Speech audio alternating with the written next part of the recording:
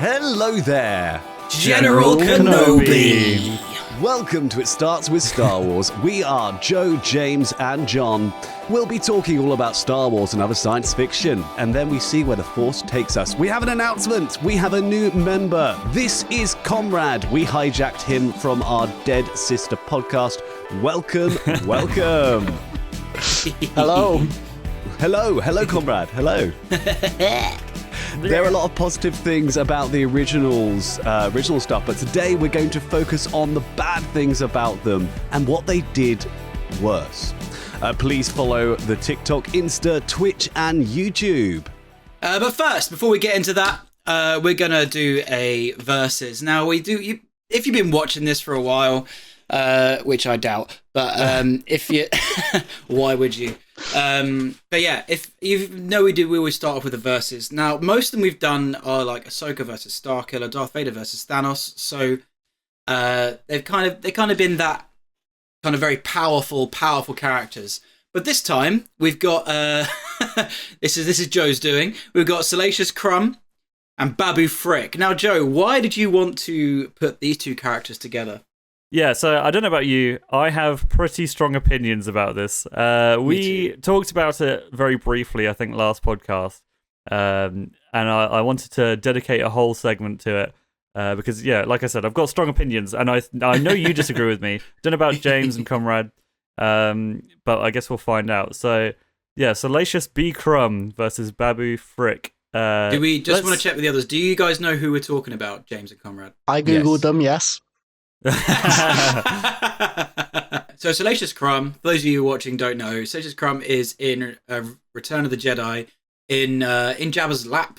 He's going and then and then Babu Frik is in The Rise of Skywalker as hey, and he basically makes C-3PO a Sith. Yeah, which no, that's not true, but yeah, he's basically an engineer. Let's go for James and Comrade's opinions first. I want to hear them.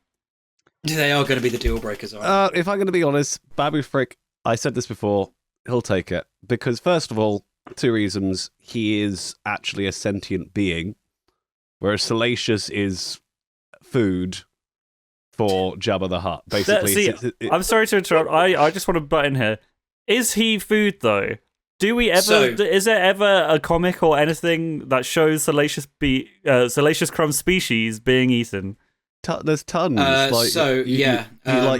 in the Star Wars Episode 1, we see similar looking creatures on a stick, and like when Jar Jar's like, there's a few of them up there. So basically, Salacious Crumb is a Kowakian monkey lizard thing, or Kowakian monkey lizard. So so that's where. That's what he is, and basically throughout the galaxy, these are sentient beings. So that's one thing. So they are sentient beings, but they are also very, very happy as pets. They imagine if your dog could walk and talk, but it would still choose to be a dog because it's a pampered little shit, basically. Yeah. That's basically what they are, and they are also used for food as well. And here's the thing. Salacious Crumb is a prisoner. He's not actually like part of Jabba's entourage. Basically, he's a sentient being. He committed some crimes in Jabba's territory and was trying to steal from Jabba. He was just trying to steal some food, and Jabba basically said, "You have to make me laugh at least once every day for the rest of your life. Otherwise, I'm going to kill you." What's the charge? A meal? A succulent Chinese meal? No, that's basically what Salacious is. He's a prisoner pet, and he basically has to make Jabba laugh at least once every day. Otherwise, he's... But my point comes back to the fact his name literally translates to, and I quote, tempting morsel. So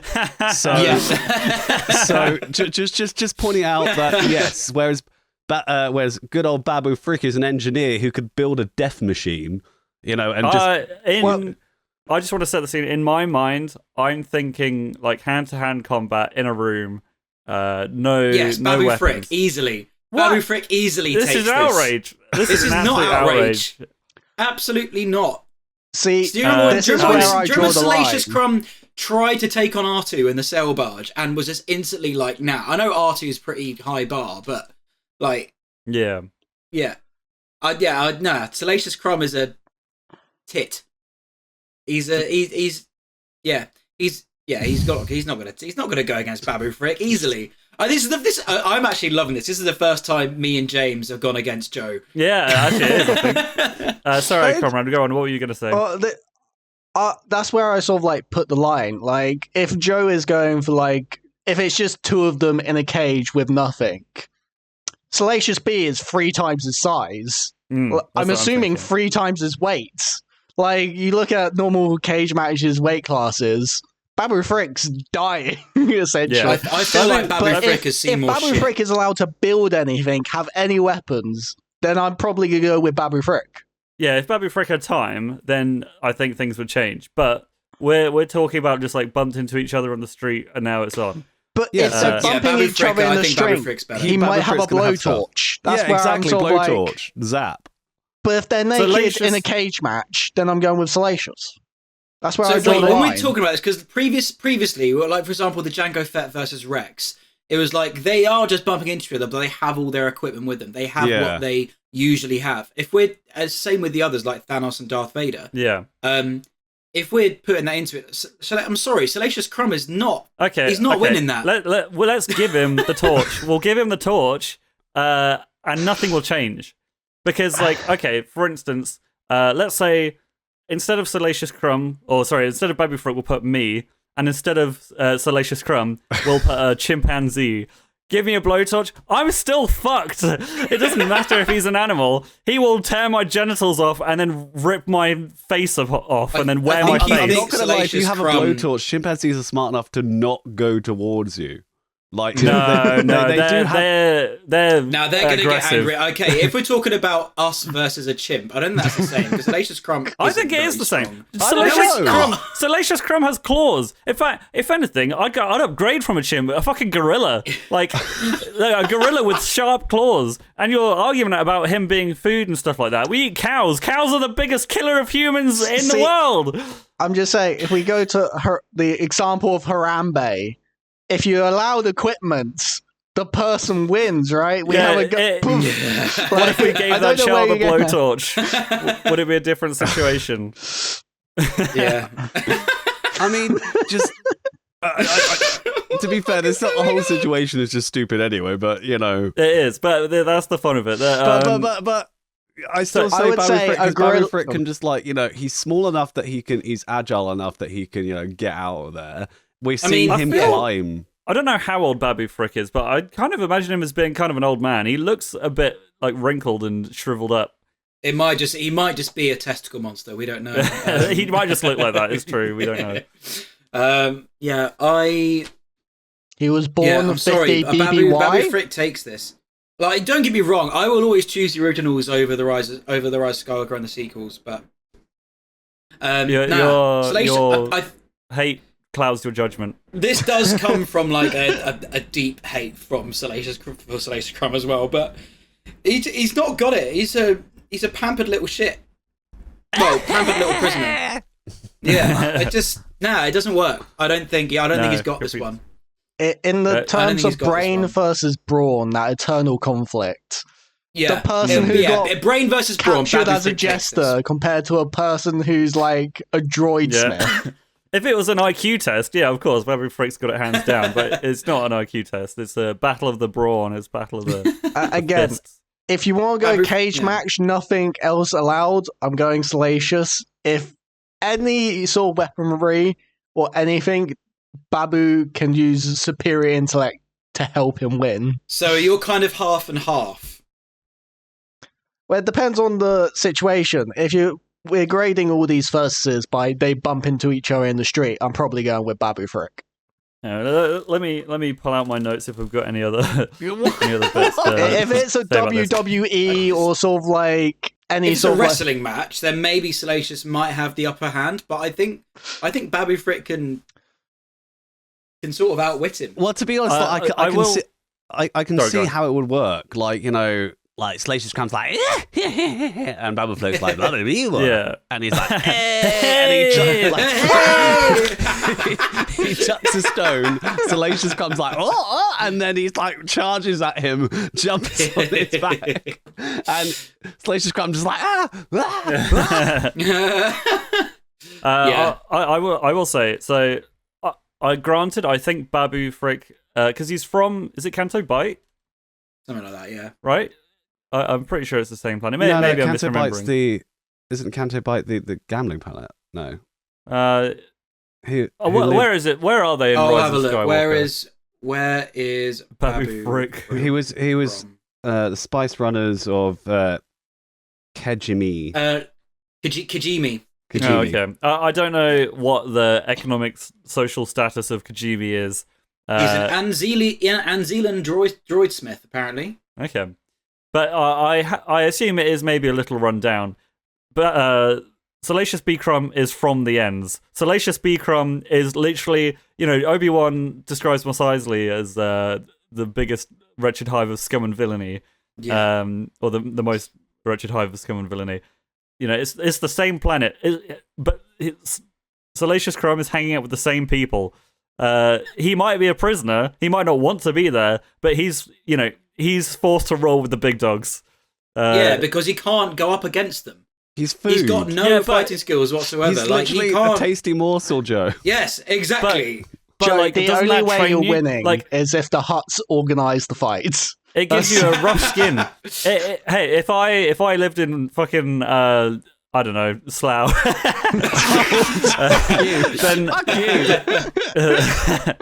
then I'd be a bit more rough around the edges. I wouldn't be as soft and malleable as I am now. I'd be a bit more intimidating. But you're calling James hard. Yeah, James is the hardest of us all. James will fuck you up. I live with a goose, so that's how you know I'm hardcore. The goose is in the flat with you. Babu Frik, he's a privileged. You're as hard as friends engineer, now. yeah. Well done. Yeah. Yeah. Well, can I just say, look, that's Babu Frik, right? So, and look at all his tech, like he just carries around with him. What, like, a little blowtorch and a blowtorch. Like, yeah, he's got those two, but then look, he's got like, I bet there's a mini thermal detonator that you can just chuck into Salacious. He just carries around a thermal detonator. For some reason. Yeah. Well, why wouldn't you living in in Kajimi? Yeah, absolutely. Or living in Mos Eisley, why would you not carry around a thermal detonator? Yeah, Salacious comes like goes to eat him and he chucks him in the mouth and he just explodes and then he's having Salacious Crumb for dinner. If he has a thermal detonator, I might actually say it's a draw and they both die. Because it'll be a mini thermal detonator, so it would just be enough to blow a small explosion. Blow up. Oh, that's funny. You know what I learned the other day? Should we? No, we haven't been talking about this long enough. To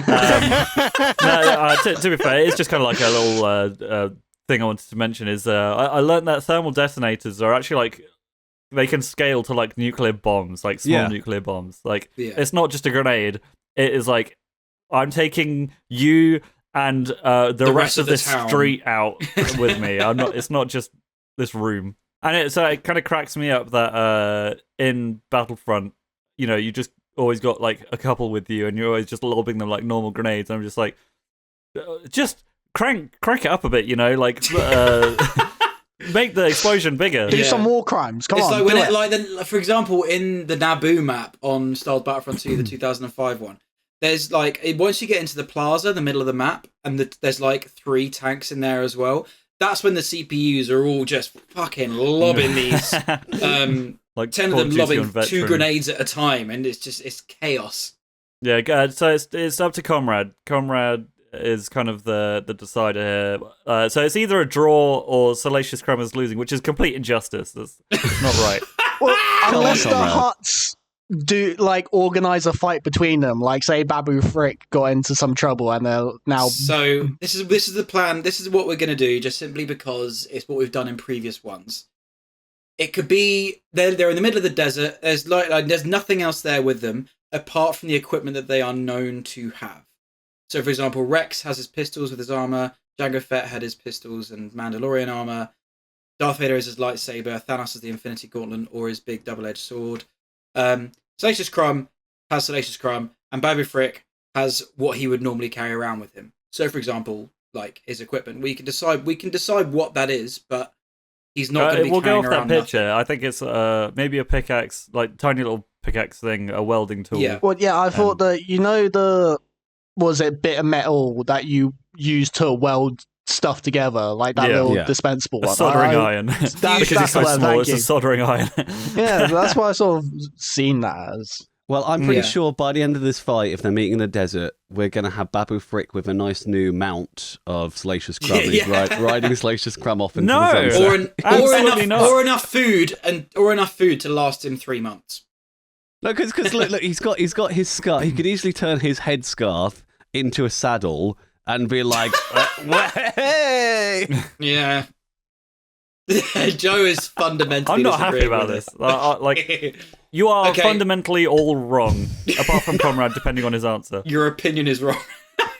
Okay, I'm voting Babu Frik on this. Babu Frik takes this easily. James? Babu Frik? Babu Frik. Comrade? If it's in the desert, I might actually just say draw. He gets blowtorched.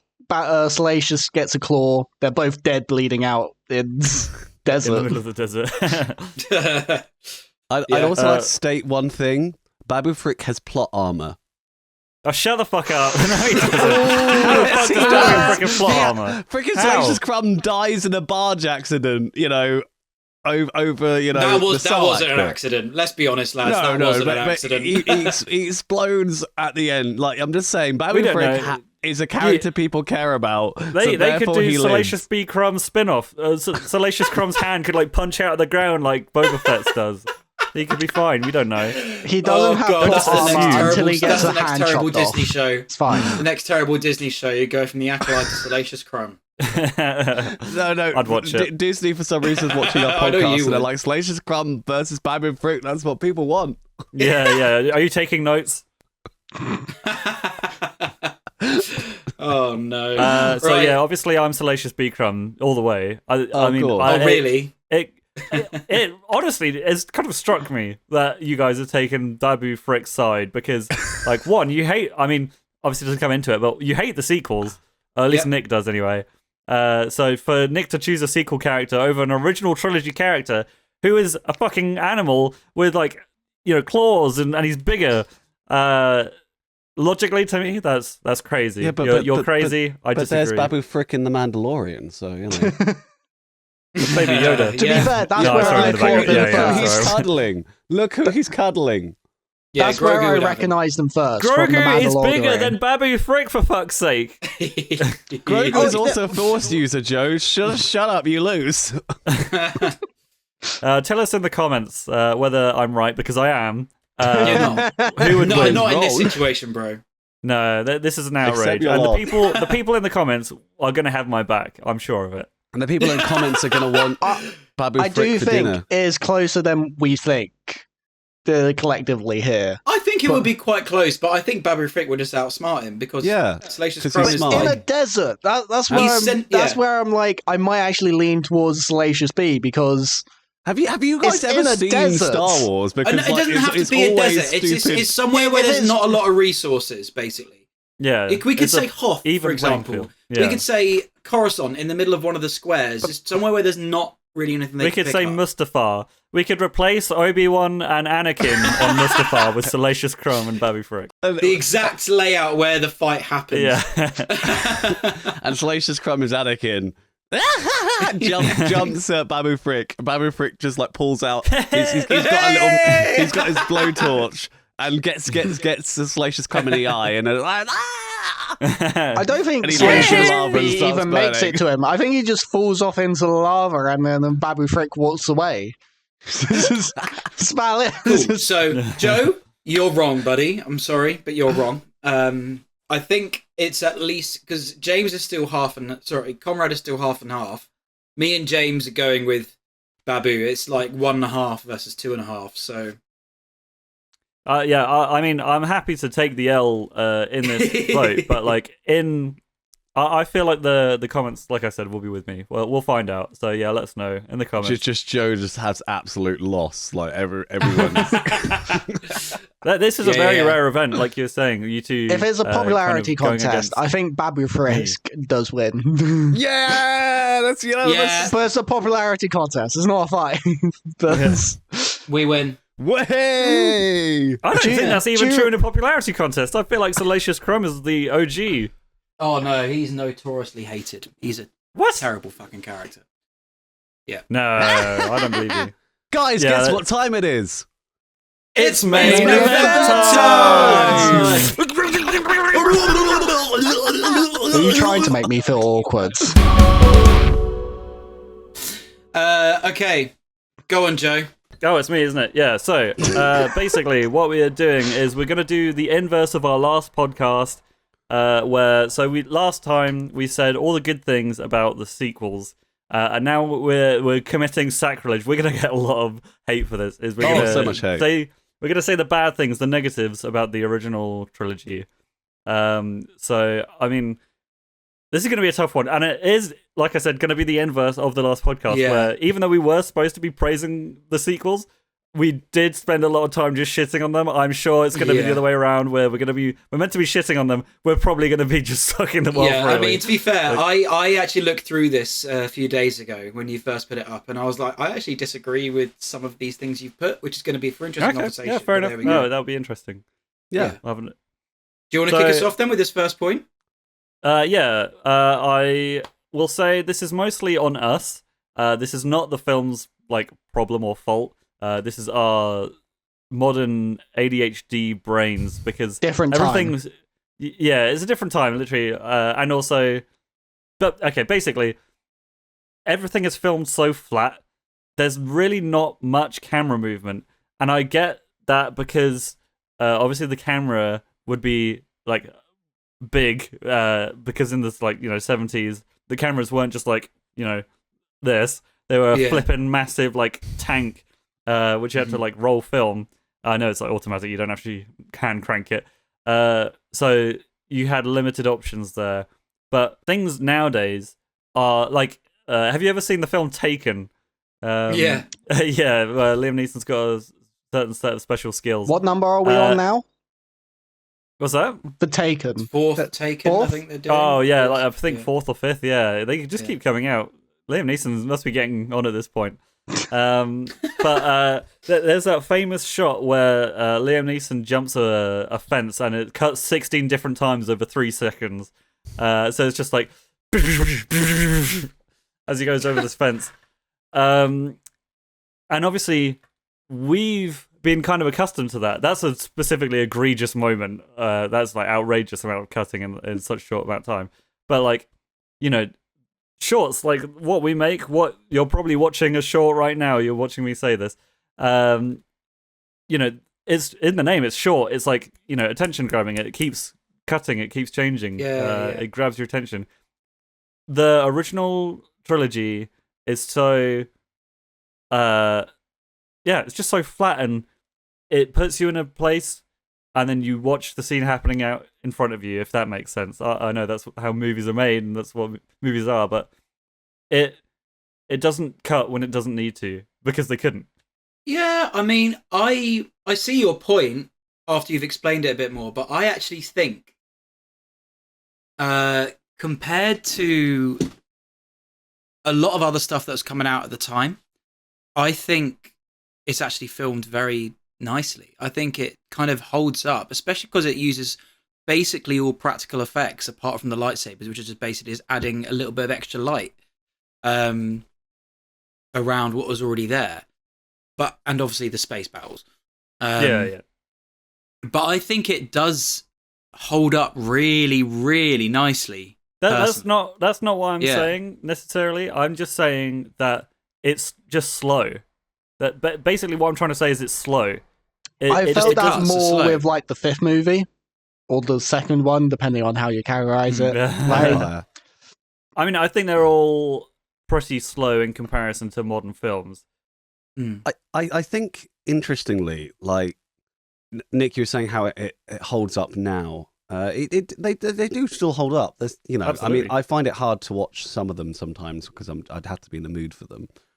But a lot of what I see is not, obviously it's been edited. The film has been changed over the years, you know, to make it like, you know, every time they've done a special edition where they've changed something or added something in the background. I think that what's really cool about filming with film is that, you know, you can make those tweaks, which are really cool. Like Jabba the Hutt was a guy in Star Wars, and then when it became A New Hope, he was suddenly you know a slimy Jabba looking guy, Slugman. So like you know, the fact that the films can be adapted and changed as the years go by, you know, canon changes, you know, I think they, you know, but I do get your point. They are quite. I mean, some, you know, fans have reimagined the Obi-Wan Vader fight a number of times with new fight choreo because that fight is just really slow. Yeah, I've put a little bit of point about the choreography later on, but yeah, I do get that with the choreography is a little bit slow, but I don't know, I can still watch this and think like, holy fuck, this was in the 70s? It looks like it could have been in the 90s. Oh yeah, this isn't it me. was definitely ahead of its time. Just being clear. Yeah. This isn't me being like, oh, these are unwatchable, I can't watch these. And of course I appreciate them, and like they are still thoroughly entertaining.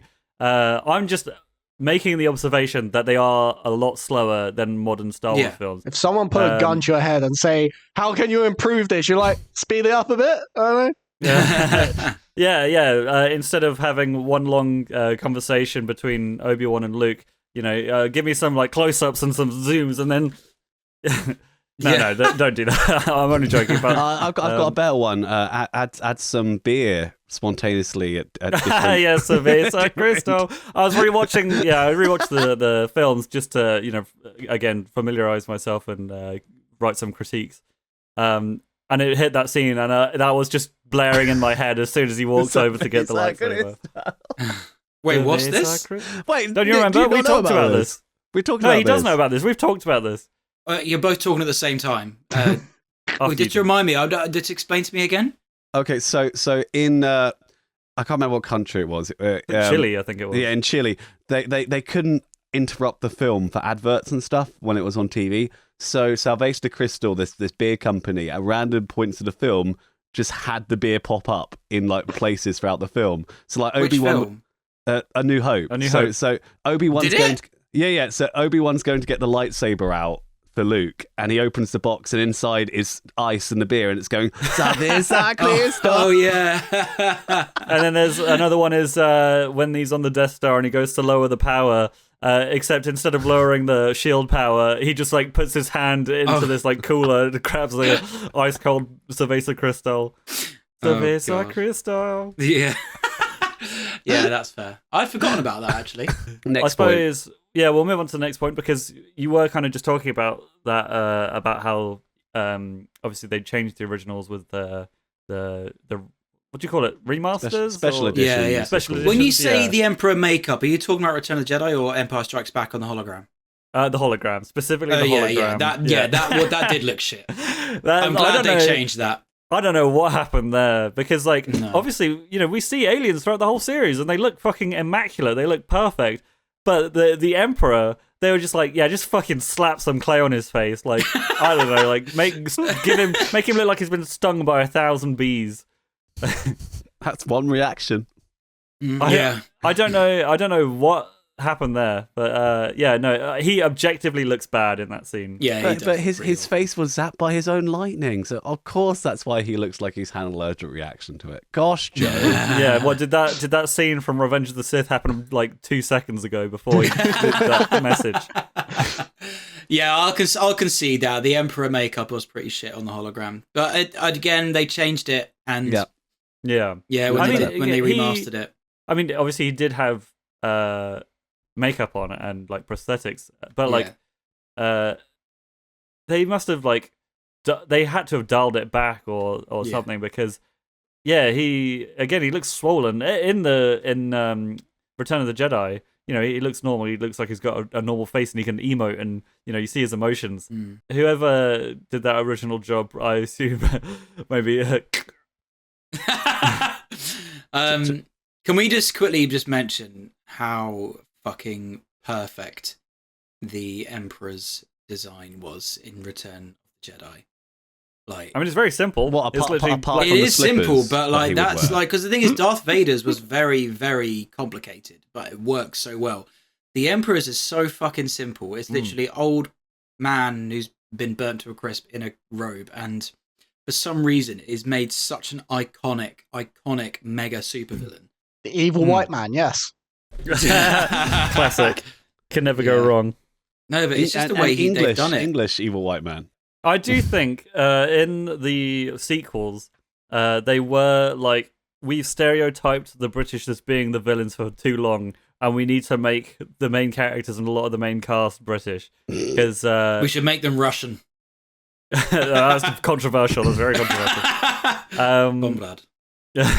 But yeah, you are like because communist. obviously Ray's got a British accent, and there's like I can't Finn's remember. got a British accent. Well, no, he doesn't. Accent. He's American, but in real life he's got a British accent. Oh yeah, okay. Yeah. In the prequels, obviously Obi-Wan and I mean Liam Neeson's Irish, but and Ewan McGregor's Scottish, but they're from the UK. Apart from Liam Neeson, I don't know where he's from. But He's been fair, taken, yeah. If we if we think about like our original Obi-Wan, he's also British. So yeah, we've got very true. two vibes. We've got like wise old man, or And evil. and he just pure evil. Yeah. I mean, I know it's not intentional for what they were doing, but in my mind, the original trilogy it is kind of just like all the villains are literally just like evil, posh British. English people. Yeah, Makes sense which to me, it does make sense because we do make good villains. well, it is also It does kind of lead us on. Sorry, carry on. I was just saying it is also American film. We are Yeah. the people that they kicked out of their country. Yeah, So it would make sense that we're the villain. It's still our country. Let's be honest. we're taking it back. We're playing 4D chess. What was it? We got Harry to marry Meghan Merkel or whatever it is. Yeah. And, then if they have a child, then they can become president, and then we reclaim the throne. We reclaim. Perfect. It does kind of lead us on to the next point. Does Darth Vader really deserve to be redeemed? No, I mean, no. at least after just the off shit the that original he's done. trilogy. Yeah. No, just going off that, it's kind of outrageous, honestly. Well, okay. Sorry. Let me say. Sorry, going through the original trilogy, yes, he probably can be redeemed. He's not been shown to do anything too horrific. He Going did blow off up a everything planet. else. Everything else. On top of that, he does not deserve to be redeemed. No, he does he not does deserve not. to be the Force Ghost standing next to Obi-Wan and Yoda. I don't know because I if we're going from extended universe, I feel like Anakin deserves to be redeemed, but Darth Vader doesn't. Like I feel like they become. There's something about the Sith that you almost like. You get two personalities. You get a split person. Like as soon as you accept the Sith into your life, you sort of get a split personality. Maybe it's because he's the chosen one that happens. I don't know. All right, maybe you should go and kill some kids, like 30 kids, and then just we can decide whether you should be redeemed or not, mate. I don't know, but he does that when he's like as soon as he's Vader. Like Is that why you're saying that when in the special edition when he comes back that he is comes Anakin? back as Anakin because Darth Vader is gone? That's what. Anakin still killed some kids in a Tusken Raider camp. Yeah. But they don't count though. Yes, They're not real Have you people. seen? They Have you don't seen have the Book of Boba Fett? Yeah, I have. They're just normal people. Yeah, they're just normal people, But man. they killed his mother, so he did it justly. To be fair, though, all of this would have been fine if Anakin had just accepted his duties as the chosen one and stayed, with the gods, Well, I always thought the idea of him bringing balance to the Force, he did in a way because in the prequels it's all good, you don't see much evil. Then he brought a bunch of evil and there was balance between good and evil. I mean, Well, yeah. supposedly, from what I've heard, is I saw it on a short, and don't take me as this is like correct or anything, but apparently the balance is there is no dark side. That it is just the good side of the Force because they listen to the Force, whereas like the Sith, they wield the Force, they kind of make the Force bow to them. So true balance is there is no evil. That's it's what I've heard basically anyway. balance versus unbalance. So it's like bending the force to your will, or I think the dark side does sort of exist, but it's I sort of get what you're saying, but I do think that there's a reason people fall to the dark side, if that makes sense. Because you've got the mortis gods, basically. You've got the dark side and you've got the light side. So you've got the two different embodiments of it. So it's definitely there. That's my thoughts anyway. I haven't seen the short that you're talking about, so I wouldn't quite know. But doesn't it come down to, like, coming back to the Mortis gods, you got yin and yang, life and death. I mean, that we see that in the Mortis arc anyway. You see, obviously, the light side entity sacrifices herself to save Ahsoka and bring her back. Yeah. And then Ahsoka becomes the embodiment of the light side, essentially. You know, with the, she is bound. I mean, by the end of it, Ahsoka's no longer a Jedi. She is a Force user, a light side user.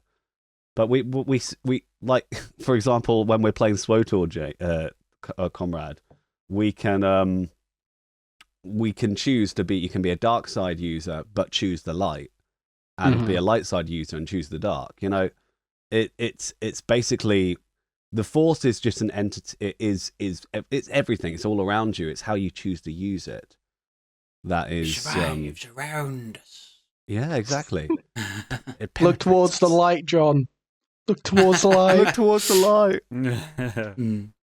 But yeah, so you know, maybe Joe is right, but I think the Force is how you use it. I mean, there are some abilities that obviously are considered more evil, but you could use those abilities to do good things. So I think as long as you don't, go around massacring people, you're okay. That's exactly what you did, though.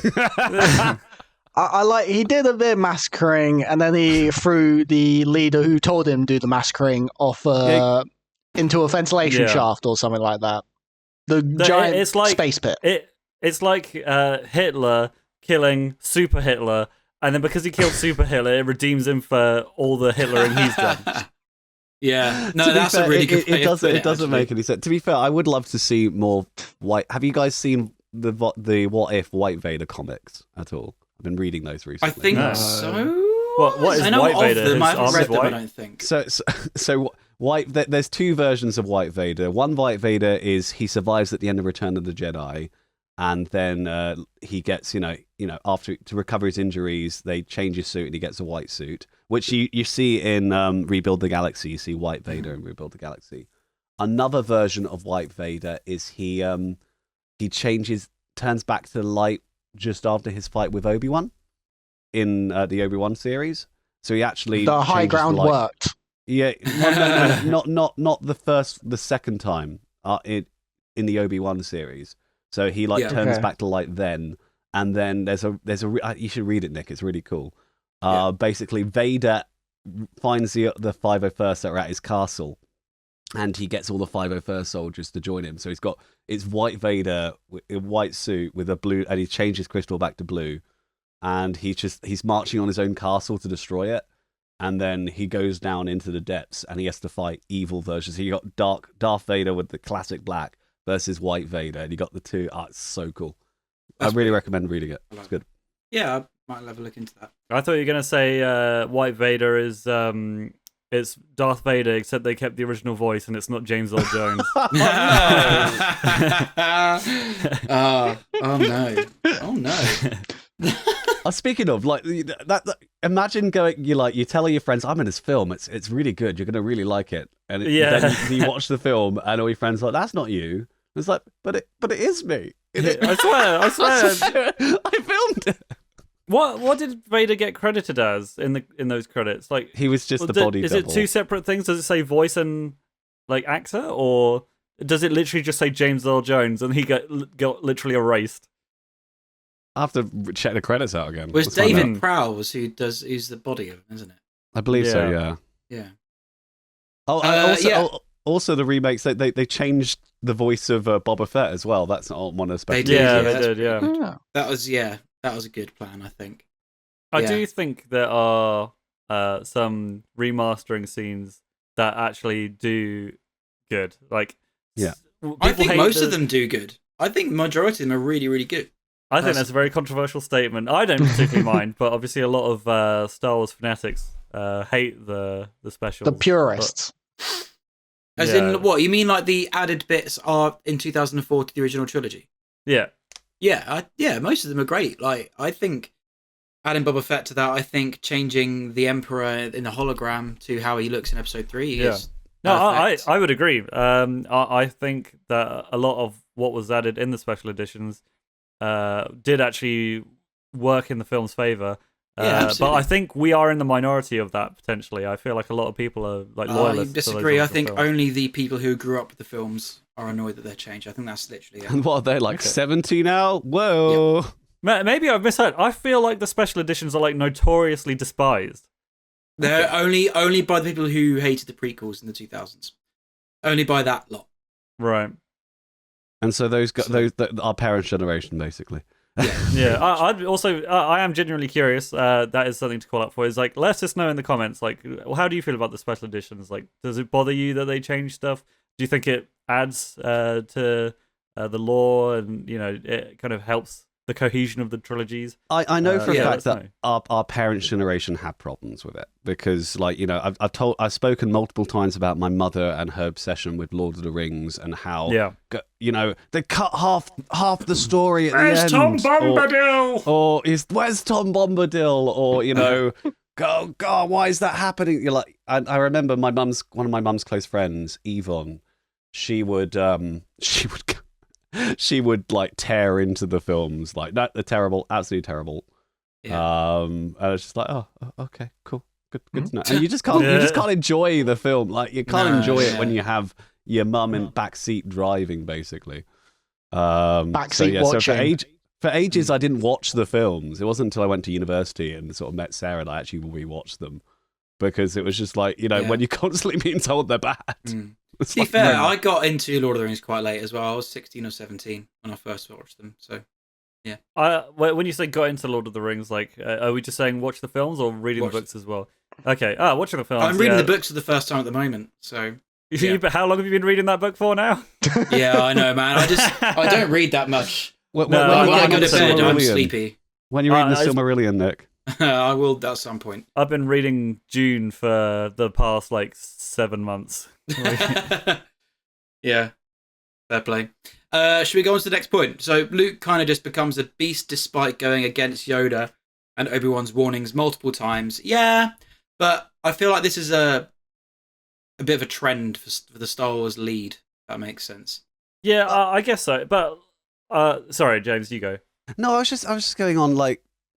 It's the cliche Mary Sue situation, isn't it? I know that the sequels get torn into quite a bit because he's a Mary Sue, but I feel like Nick was saying, every Star Wars lead has like Anakin in Episode 1, freaking like able to fly the starfighter.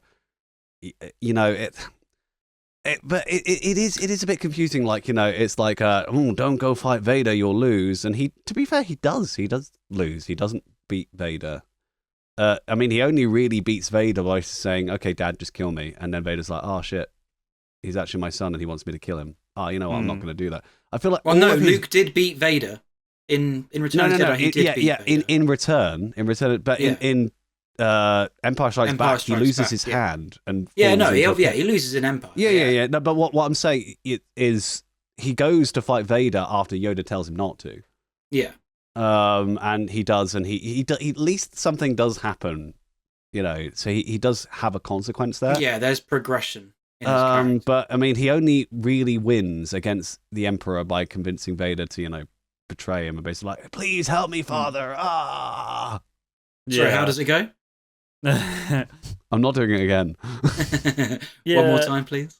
I just think that obviously he says, I gotta go help my friends and stuff like that.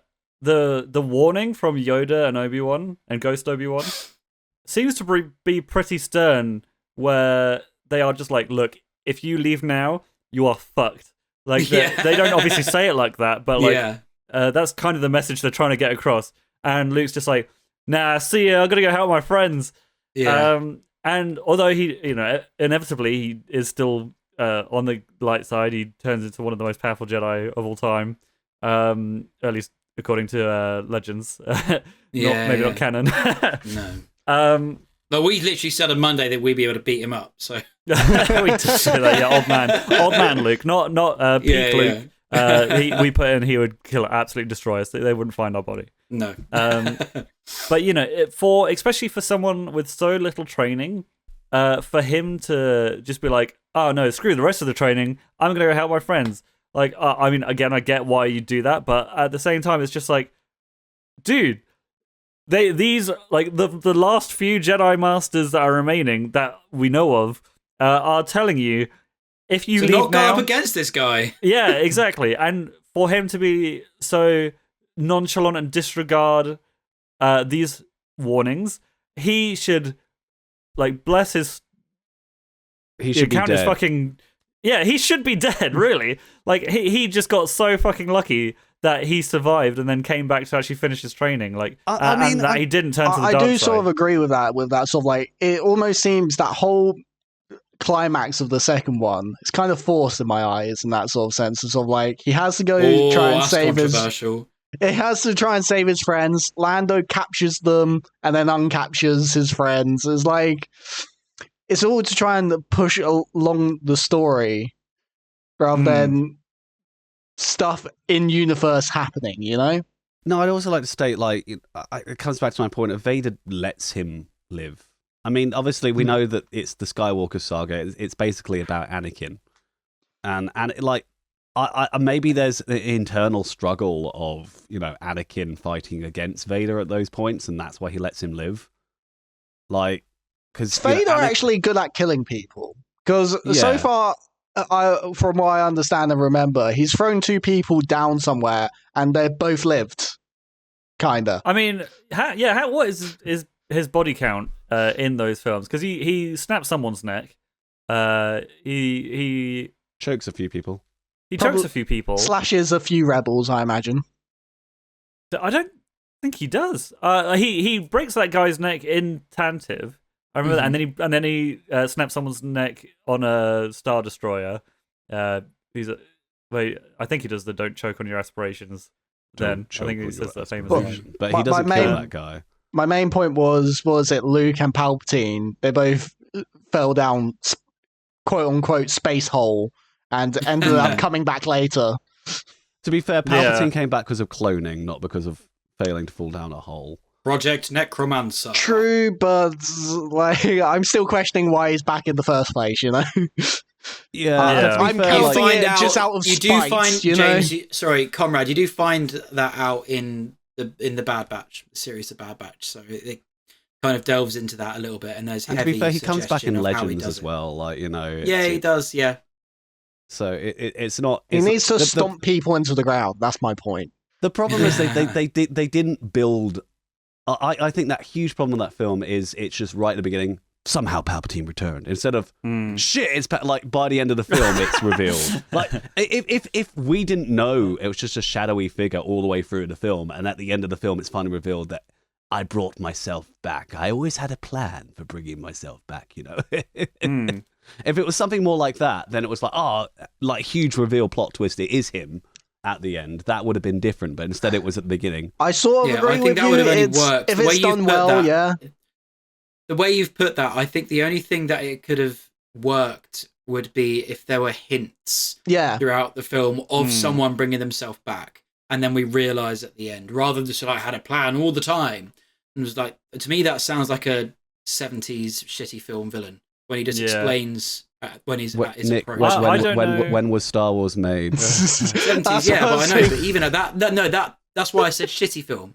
For example, when Star Wars was made, someone commented on George Lucas's decision when Darth Vader was revealed coming out of that door.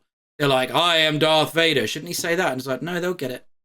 That was George. Sorry, should I do the George Lucas impression? Yeah. They'll get it. They'll get it. Oh man, it wasn't as good as the first time. Yeah. Oh, sorry. Sorry. Get right. The last one was more spontaneous, wasn't it? It was more spontaneous. That was good. Oh no, actually, Howard is actually really not very good. There we go. There it is. I don't know if we mentioned this on the last podcast, but I will bring it up now. I like Snoke. They should have kept Snoke. Yeah, in those man. films. Like I would Snoke was prefer good. him to be the villain. Honestly, he was quite intimidating and quite. I mean, I think it was good that they kind of kept him vague throughout the whole thing because he was. I mean, I can't remember exactly. I don't think we see an exact kind of scale of Snoke. We see him projected one time, that massive. I think he is like 7 foot or something like that, right? Though, isn't he? He's quite a big. And it's big Andy boy. Serkis, man. God love Andy Serkis. Yeah. Oh, that's something we didn't say about the sequels. Freaking Andy Serkis. We didn't mention him. Love Andy Serkis. Yeah, no, that's true. Yeah, but that's one of the that's part of the casting though, isn't it? Like we did say past casting was good, but we forgot to mention good. We didn't mention Andy Serkis, but I do love Andy Serkis. He's great. Yeah. Anyway, next point: the Emperor's best men were defeated by Ewoks. I'm going to controversially say that I like this. I like the fact that the Ewoks are made out to be these grotesquely powerful beings in this tiny little kind of cute size. I think that actually, especially with time and the fact that that's managed to settle in, I think that's actually quite good. Because could you imagine like a Star Wars horror game or horror film just based on the point of view of the scout troopers on Endor and the dead of night, and then they just hear these like whoop, whoop, whoop, whoop, whoop, whoop, in the trees above them, and they're like, shit, it's the Ewoks. I mean, I think that'd be riveting. Oh yeah, well, Ewok Hunts is just such a fun game type to play. But I'm going to controversially say, well, it's probably not controversial. I'm still sad we didn't get to go Kashyyyk. Yes, that would have been very good to have all the Wookiees. Yeah, like it would have been really nice to have because that would have made so much. I'm not going to say that Ewoks didn't make sense, but it would have been so nice to have had Chewbacca's sort of like conclusion to his story at the end of it, and because for ages we sort of just think, oh, Chewbacca's race is endangered, and it's never really explained like why do we only see Chewbacca? Why, I've never heard that before. Where have you got that from? No. It was just like we didn't know. It was, and when my headcanon as a kid was that and then you find out now he's just we don't see them. That was always when it was really cool getting to go to Kashyyyk in. Revenge of the Sith. To be fair, we do like the clone troopers like kill so many Wookiees for like no reason. Like why?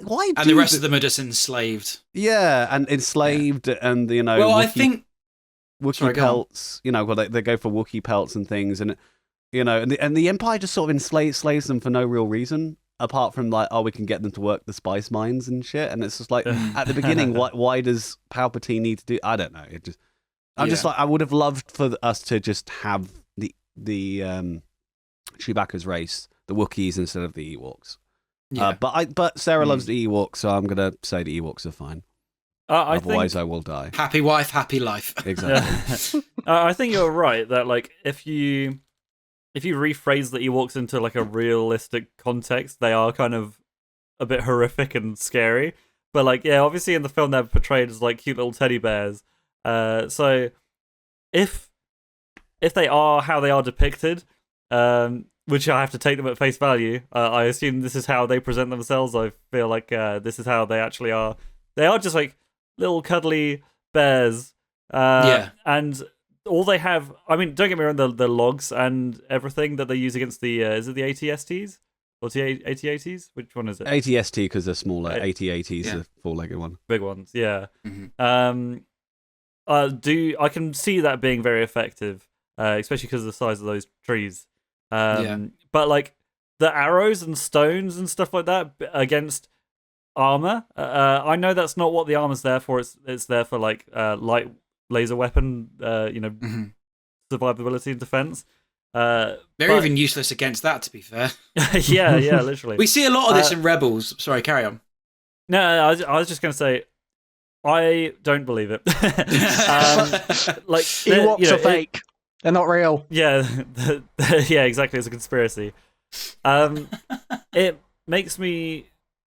I wouldn't mind too much if the Emperor, instead of like, oh, I've sent my best men to protect the shield generator, he was just like, I've only got one squad of the most brain dead people. I've just sent whoever I've got left. Yeah. Then I wouldn't mind so much, but it's just like, these are the Emperor's best men. Like the resources that the Empire has and these are the best men. I'm going to actually like contradict here. So your first point was that from what they're described in the movie, they're cute and cuddly bears. The first time we met them, they capture everyone and they plan to eat them. It's only because C-3PO says let us go, let them go, that they're like, oh yeah, we'll let them go. Like the first, I do like that inherent contradiction of sort of like they are cute and fuzzy, but they're also these cannibalistic sort of like little ferocious animals. Yeah, but they're not cannibalistic. Humans aren't their race, so if anything, they're just like they're cattle to be eaten. I was just saying, I'm sure they're depicted with like a bunch of bones around them, aren't they? They got like bone necklaces. Yeah, I think. Well, what other animals are they hunting on their planet? Well, there are giants on their planet. We know that from. Are you going to say the Ewok films? Oh, for God's sake! Are they giant bones though? Are they like toenails? Those bones around their neck and stuff like. Oh dear. But yeah. To be fair, the Ewok films are just weird. Let's not. We don't need to talk about the Ewok film. We're not talking about Ewok films. Is the second Death Star kind of a... Sorry, I'm just moving on. Is the second Death Star kind of a cop-out? I feel like, at the time, I think it was fine. But, granted, I think it's because of the sequels, because they did it a goddamn third time. Even though the film was good, it's still just like, it lessens the second Death Star. Yeah, it's just like, oh my god, are we really doing this again? Yeah. So... Yeah.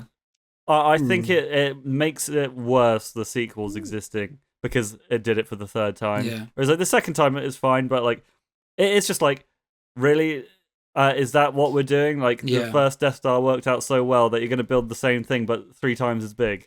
And then Starkiller Base. Oh no, there's a big thing that's going to go up the planet. The next step, the fourth one, is going to be just like an amalgamation of like 5 different planets.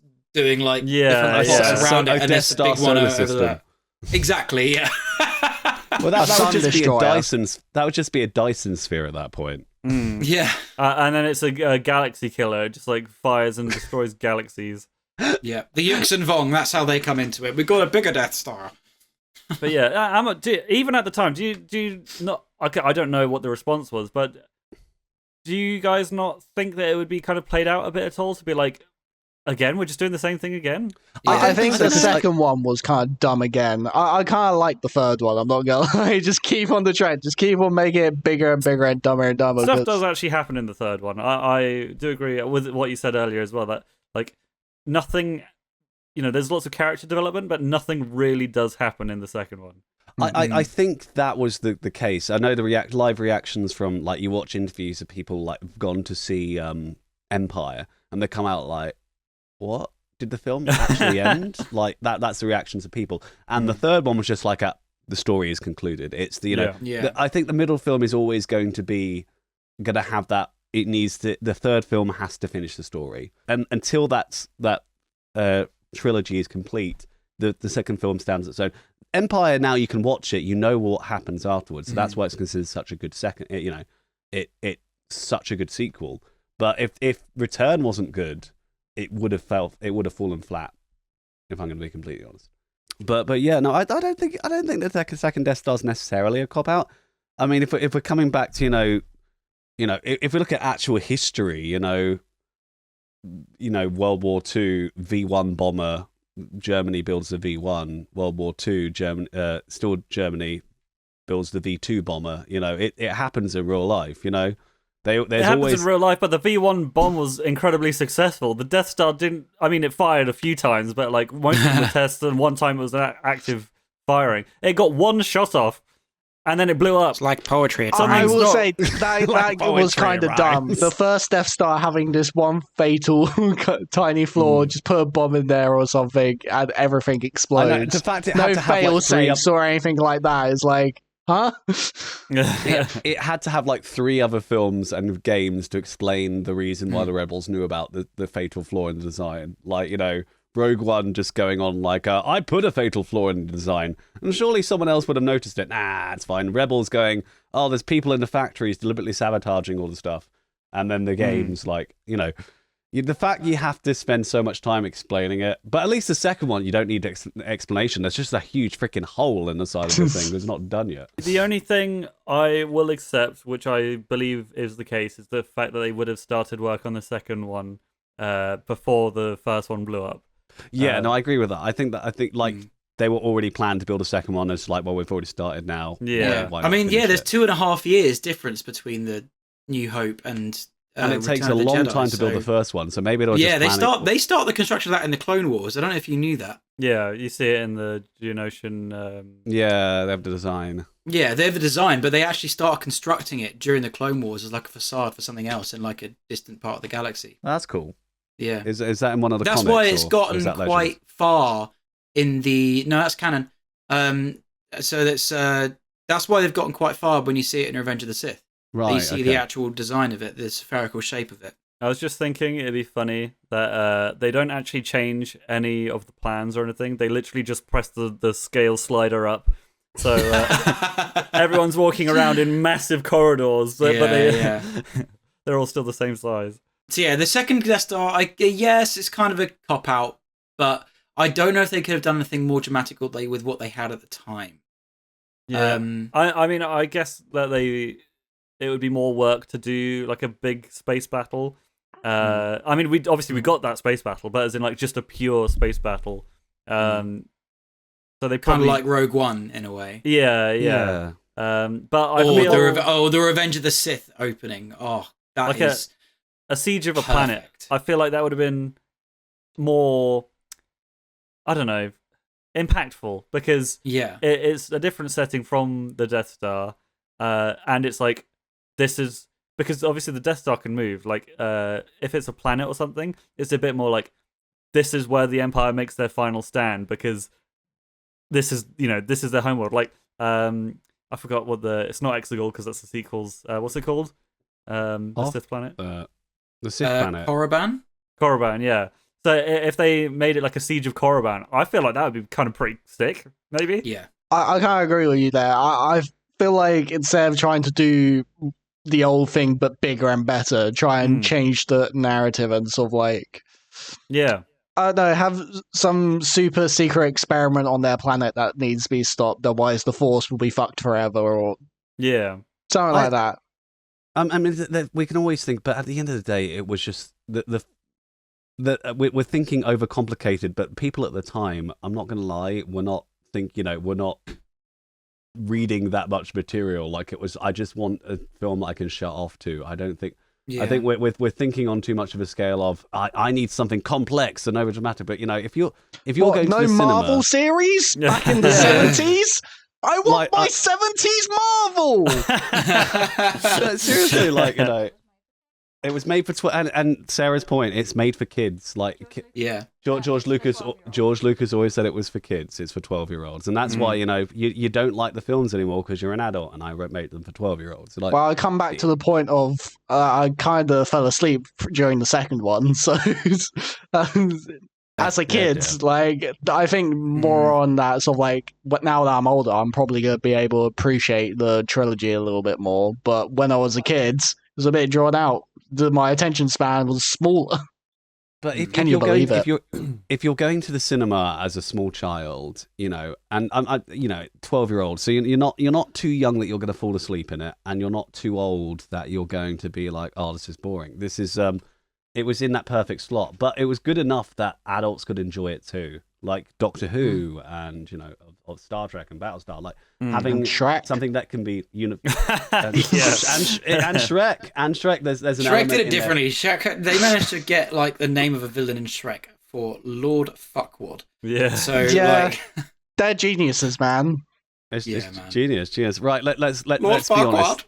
The droids as slaves, is our next point. It's not necessarily like a negative or anything. Obviously, slavery in general is a negative, but like, I just find it funny. I just wanted to bring it up because like they just don't really talk about it. They don't go into detail. They don't want to. Like giving robots somewhat sentience and then enslaving them rather than just dumbing down the intelligence of the robotics or something like that. Yeah, and they're just mistreated. Like C-3PO, for example, it's just like, and it's like, oh, sir, but the droids just take it. They're like, nah, it's fine. We're happy. They may destroy us, but it's fine. It's like, no, dude, just don't do what they say. You've also put the droids are also really annoying in the originals, and I disagree with that. I think they kind of work. I think they're all right. R2 is amazing in it. R2's annoying. R2 is OG.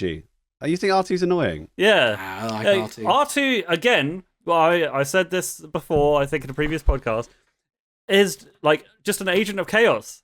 Like, Luke, I mean, granted, it does save his life, but Luke pries the container bolt, whatever it's called, the restraining bolt, off of R2 in good faith because he wants to see the rest of the message, and he trusts R2 to be a good droid because he's just purchased them. And then R2 fucks off to go find old Ben and puts him in danger. And then he's just like, oh shit, he immediately gets bitten for his good faith gesture to like free R2. But to be fair, he just bought a slave.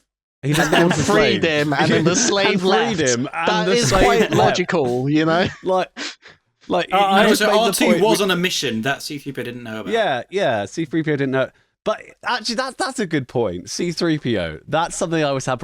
He just poor C-3PO. He always gets his mind wiped. I know that it's because he would blurt out all the things in front of all the wrong people. Just like, come on, dude. Like C-3PO does go through it in those films, but God, if He it does. doesn't feel good because like I fucking hell, he's so annoying. Like he puts it on himself half the time, where he's walking through Cloud City, and instead of following the others, he's just like, "Oh, what's through this doorway? Oh, Stormtrooper!" Blah. And it's just like, just follow the fucking group, you idiot. That's all you had to do. Did you know Darth Vader recognized him on Bespin? Recognized 3PO. No. Oh yeah, that was like... in the comics, wasn't it? There's 2 times when he recognized him. There was obviously in the freezing chamber when Han Solo's frozen in carbonite, and 3PO's on Chewbacca's back. But also before that, when Vader was sort of snooping around Cloud City, he found C-3PO in parts before Chewbacca found him, and he was like, "Oh, that's my old droid."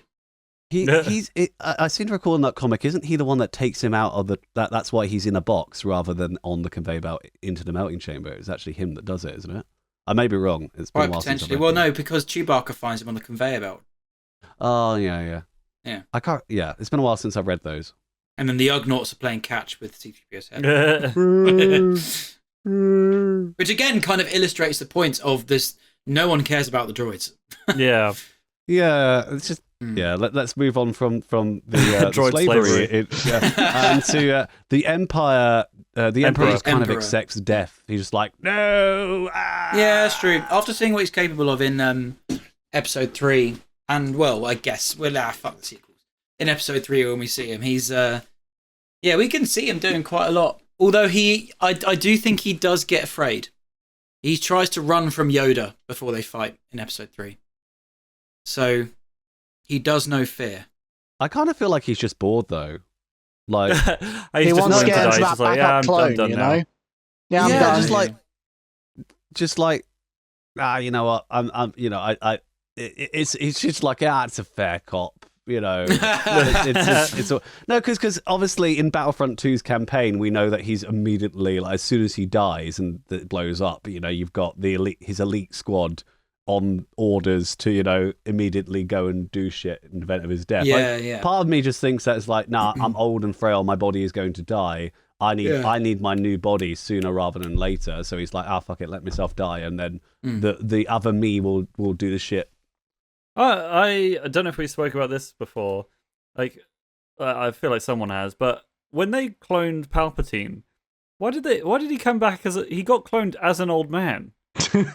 Like, what's up with that? Well, actually, that's interesting because we were reading about this during the last one. Is that Rey's parents is the young clone of Palpatine? Her dad is a young clone of Palpatine. Oh, so that young clone that Palpatine was supposed to go into ended up having its own life, and just like and then getting murdered by assassins. It's just a bit sad, really. It's like, screw you, I don't want to be evil. I want to have a kid and a wife. Nah, don't get that, mate. But then, how none is of he? That for you. If that was his original clone, the young clone that he was going to go into, surely then he'd be even younger because they need to make a new clone. Like, I'm assuming the clone. I'm assuming the clone starts from scratch. Starts from like age 0. I mean, I don't know what clone Well, if technology it's like they Benjamin you can see Button, this- he you can see the ages in different reverse. You can see the different Snokes in Rise of Skywalker. You can see them all in like. So I'm assuming before he puts sentient into them, they're like in a back tank and just like over time. So Is it Yeah, like I a assume they Benjamin made like Button that. sort of like cloning process? the Emperor would actually get younger as he goes. yeah. Actually, I think that's the story. I think the young clone is hiding the tech. I seem to recall from when we researched it last time.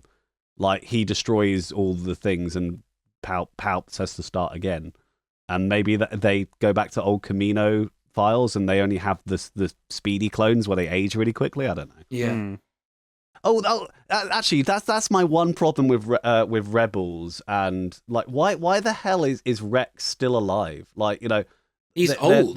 The age rate of like he survives all the way till A New Hope, and we know He that we're going to survives all the way to Return of the Jedi. Actually, yeah, that's one. He's in the Battle of Endor. All the way to Yeah. Endor. Yeah, that's right. That's what I meant.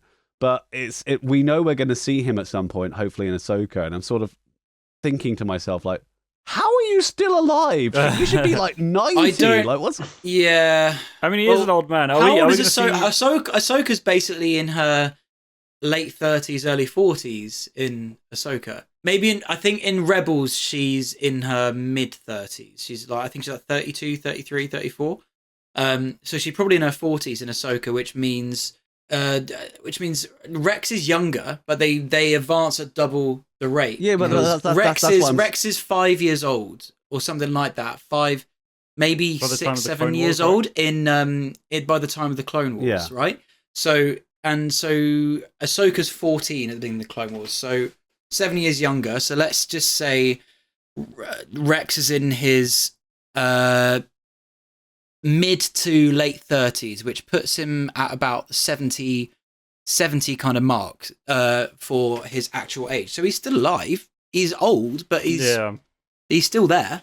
This just got to deduct it by that. I just feel like I'd love to know how the age acceleration works. Like how Attack of the Clones, buddy. So Lama Su says now we can do it in half the time.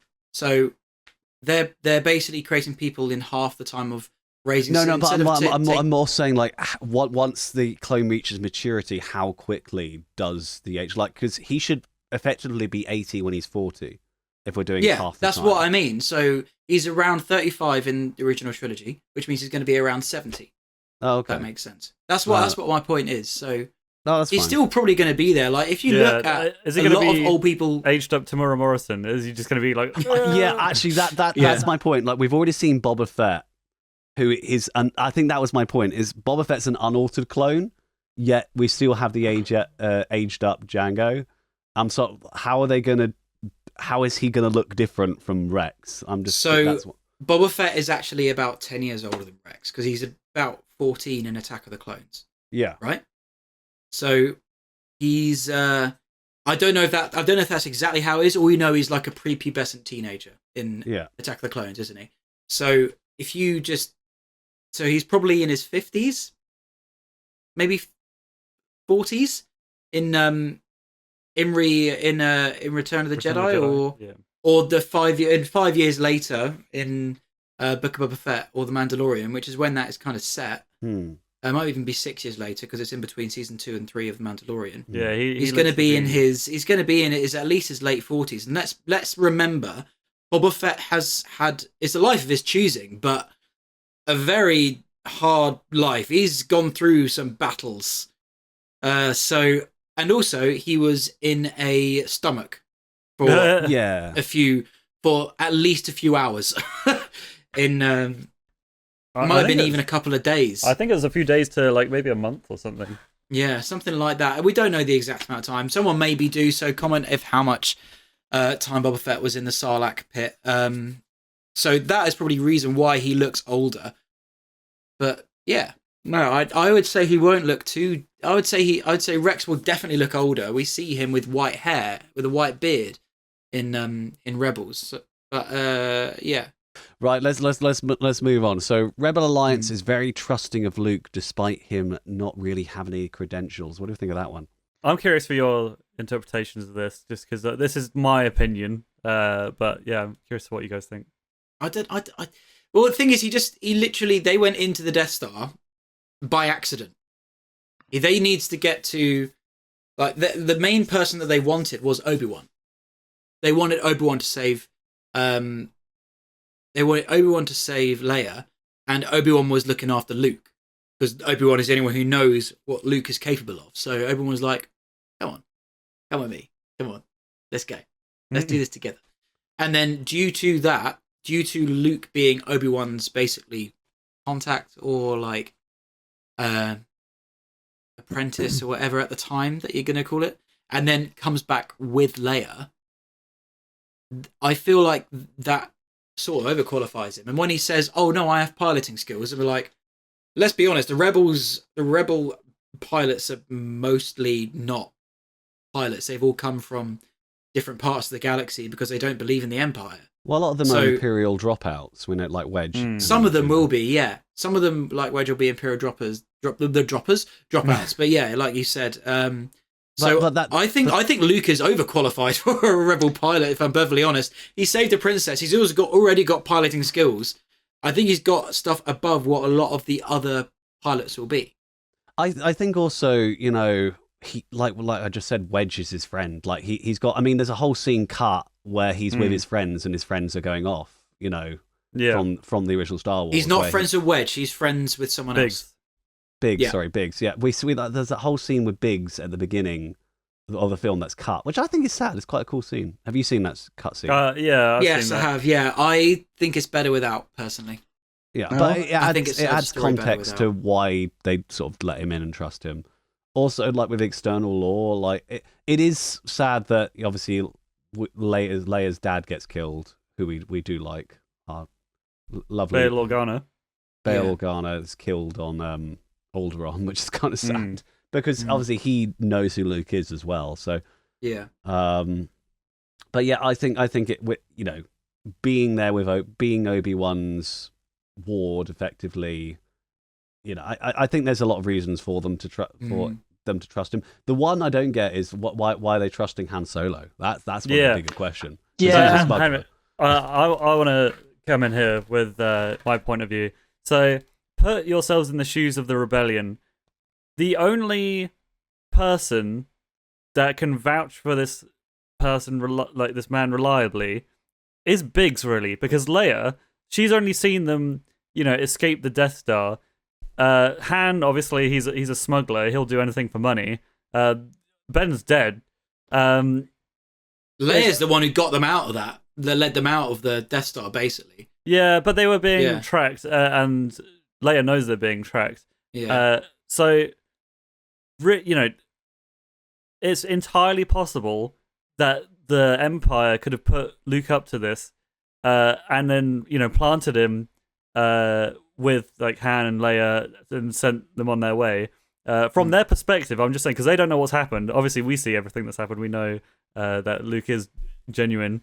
But from the rebel leadership perspective, surely you think to yourself, this is so convenient. The only one who has known this man, this boy, Luke, from before is Biggs, and he's just vouching for him as a friend.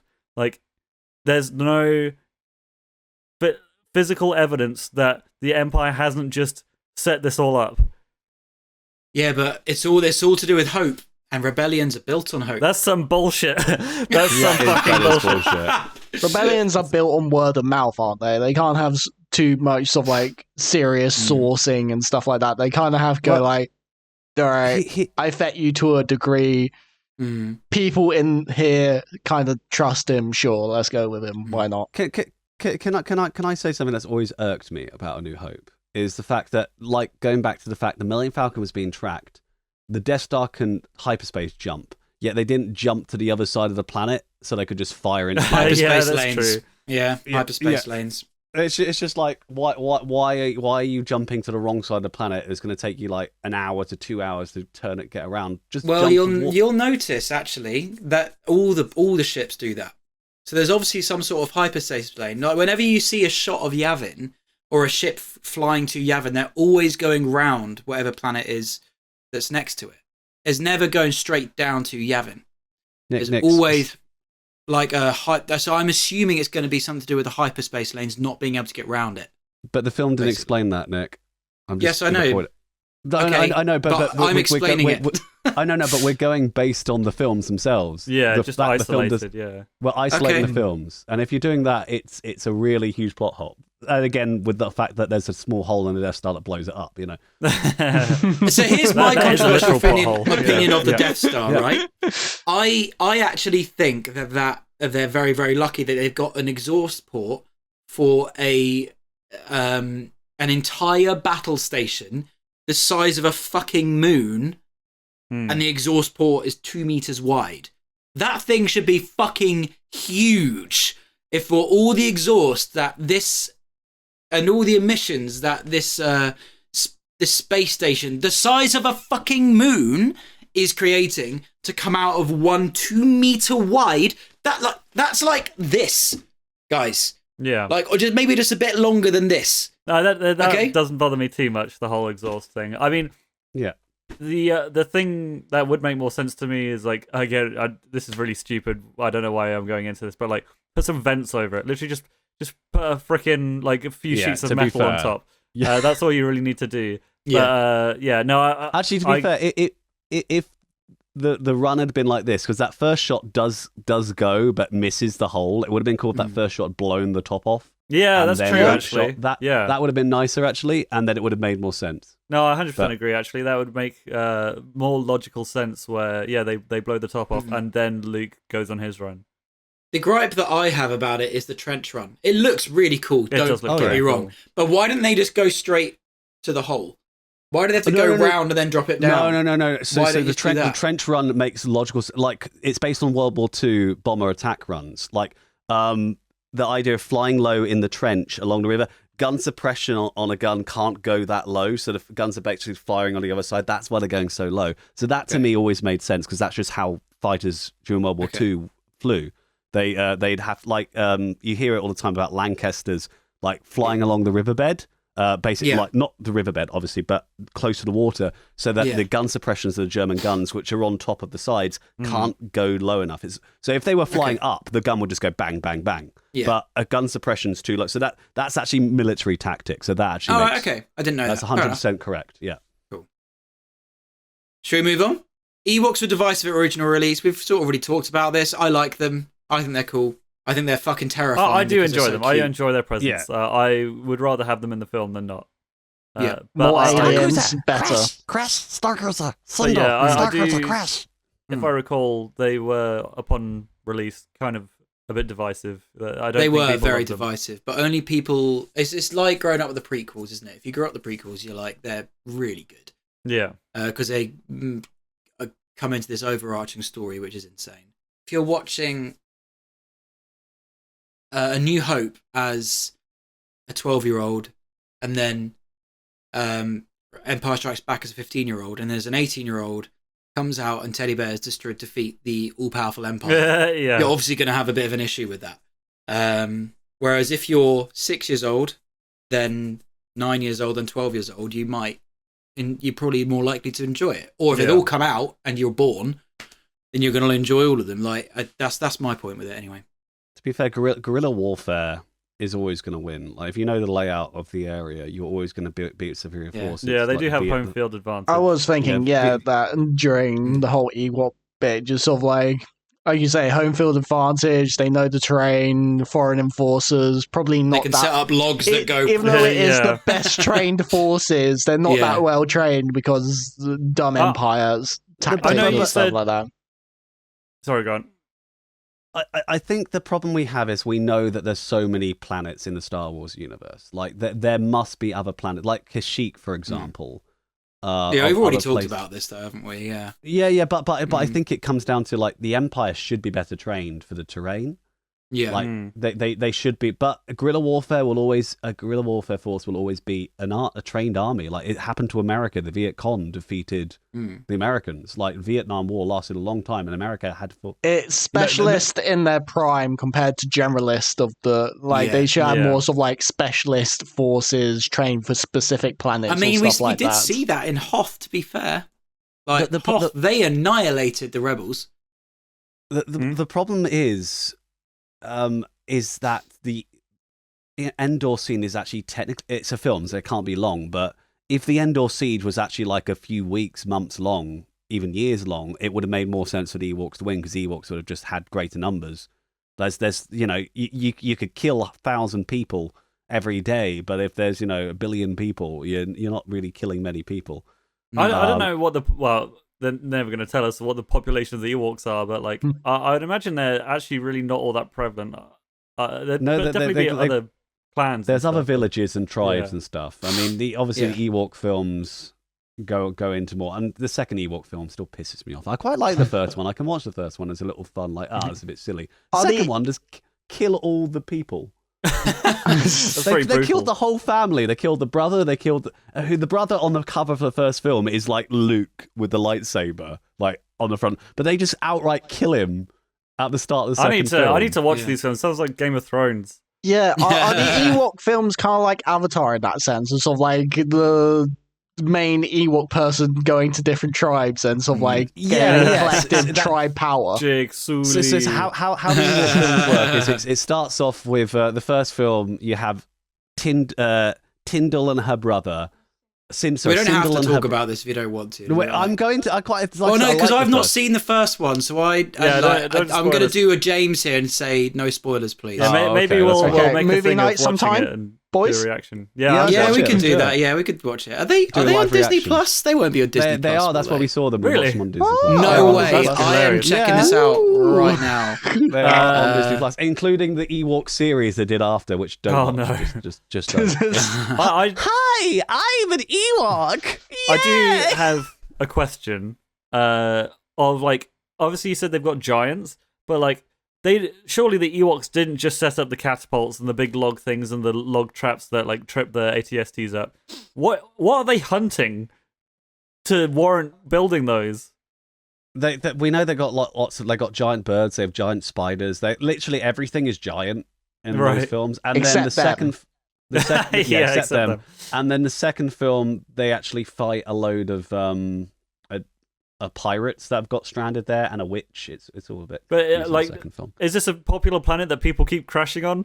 Yeah, are they kind of like a parasite? Yeah, all the pirates are stuck on that planet. They've crashed. So I think a lot of people crash on Endor. I think it just happens. Just draws them in. Okay. Like a moth. Well, yeah, no, they are. Are the Ewoks a parasite to bigger There's Caravan animals? of Courage. There's Caravan of Courage, which is the first one, and then you've got Ewoks: The Battle for Endor. For Endor, yeah. Yeah. All right. Anyway, they killed Boba Fett way too easily and made this threatening character a bit of a wet blanket. This I do 100% agree with. I think the fact that he was killed in accident is very annoying. Yeah. Because he was made out to be a badass in the Empire Strikes Back. Yeah, that whole sort of scene of just sort of like wrapping up essentially the end and some the end to the second one and some offshoots like Boba Fett. It just seemed like, all right, let's finish this up and then actually deal with the story of this movie. Yeah. They killed him for a goof, for a laugh. Yeah. Yeah. Wait, I'd also like to. What I will say about Boba Fett is he was the only good thing about the Star Wars holiday special. That was the first time when he was shows introduced. up, right? Yeah. Yeah, he shows up in as in a cartoon in the Star Wars holiday special, working for the Empire. It's the first time we see him. So that he is the only redeeming quality of the Star Wars Forbidden holiday special. Yeah.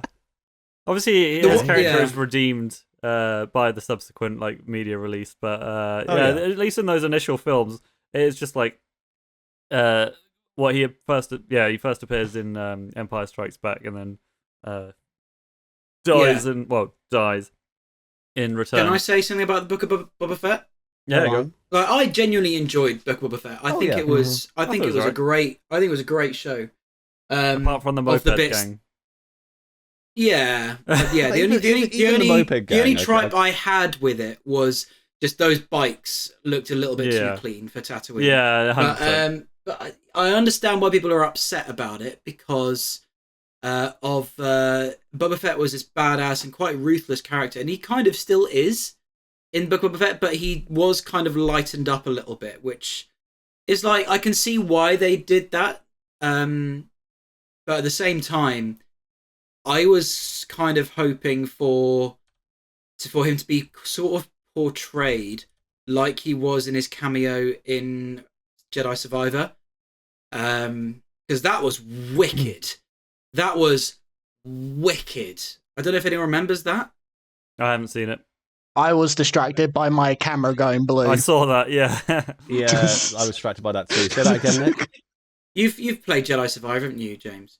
I haven't played all of Jedi Survivor. I played Fallen Order all the way through, but I've not finished Survivor yet. So I'm talking about his cameo in Jedi Survivor, Boba Fett's cameo. I've not got to that bit. Okay, it's Spoilers, it's on YouTube. God. I'd look it up. I'd look it up. Well, I'm just going to finish playing the game, bud. Okay. I'll tell you what, I've been really enjoying SWOTOR during our streams though. Like the amount of like we in one of the missions we met the race that built Coruscant, which I thought was really cool. So that it's just a random side mission. Like the species that built Coruscant are here. We're trying to get them to fix all the water. And it's like, oh, that's cool. And it just gives you this whole information about the species built Coruscant. I'm like, that's really cool. And you ruined the story by picking good sides. No, you ruined the story by constantly winning with the dark side options. Stop it, you. You say that. Literally last stream you won 2-0 and that's it. Those poor engineers, Comrade, those poor engineers deserve to live. More engineers survived than died in our series so far, so... Murderer. Yes. Murderer. Fair play. It seems to draw a crowd as well. People like it when you guys play those games. Yeah, you guys got good chemistry with that. It's good fun. I suppose we did briefly touch on this. This is the last one. Is the fighting choreography? The choreography is not aged well. I mean, the subsequent films, like Empire Strikes Back and Return of the Jedi, the choreography is like kind of holds up, I guess, but it's still kind of like. But it's still kind of like a bit. Especially Luke is kind of flailing his saber about especially in Return of the Jedi when he gets really angry. Yeah. And Vader's meant to be like this really... He's basically meant to be sort of like a Count Dooku at this point, of just like really efficient with his saber. And to be able to defeat people that he's already defeated. I find it funny, if I'm remembering correctly, where he does the flip down the stairs, but he's like, obviously he's wearing a suit of armor, so he's like really rigid, so it looks like he's just like a stick. Doing a flip. And especially in A New Hope, that fight does not hold up. No, I sort of laugh at that. I like the revisited one, which is someone put on YouTube. Edited a really good revisited look to that fight, and that should be edited in. Disney should get the rights, buy that video from that person and be like, just slap it. Can we stick this in A New Hope? Extra special edition. Yeah. In some ways, though, like I can understand the fight.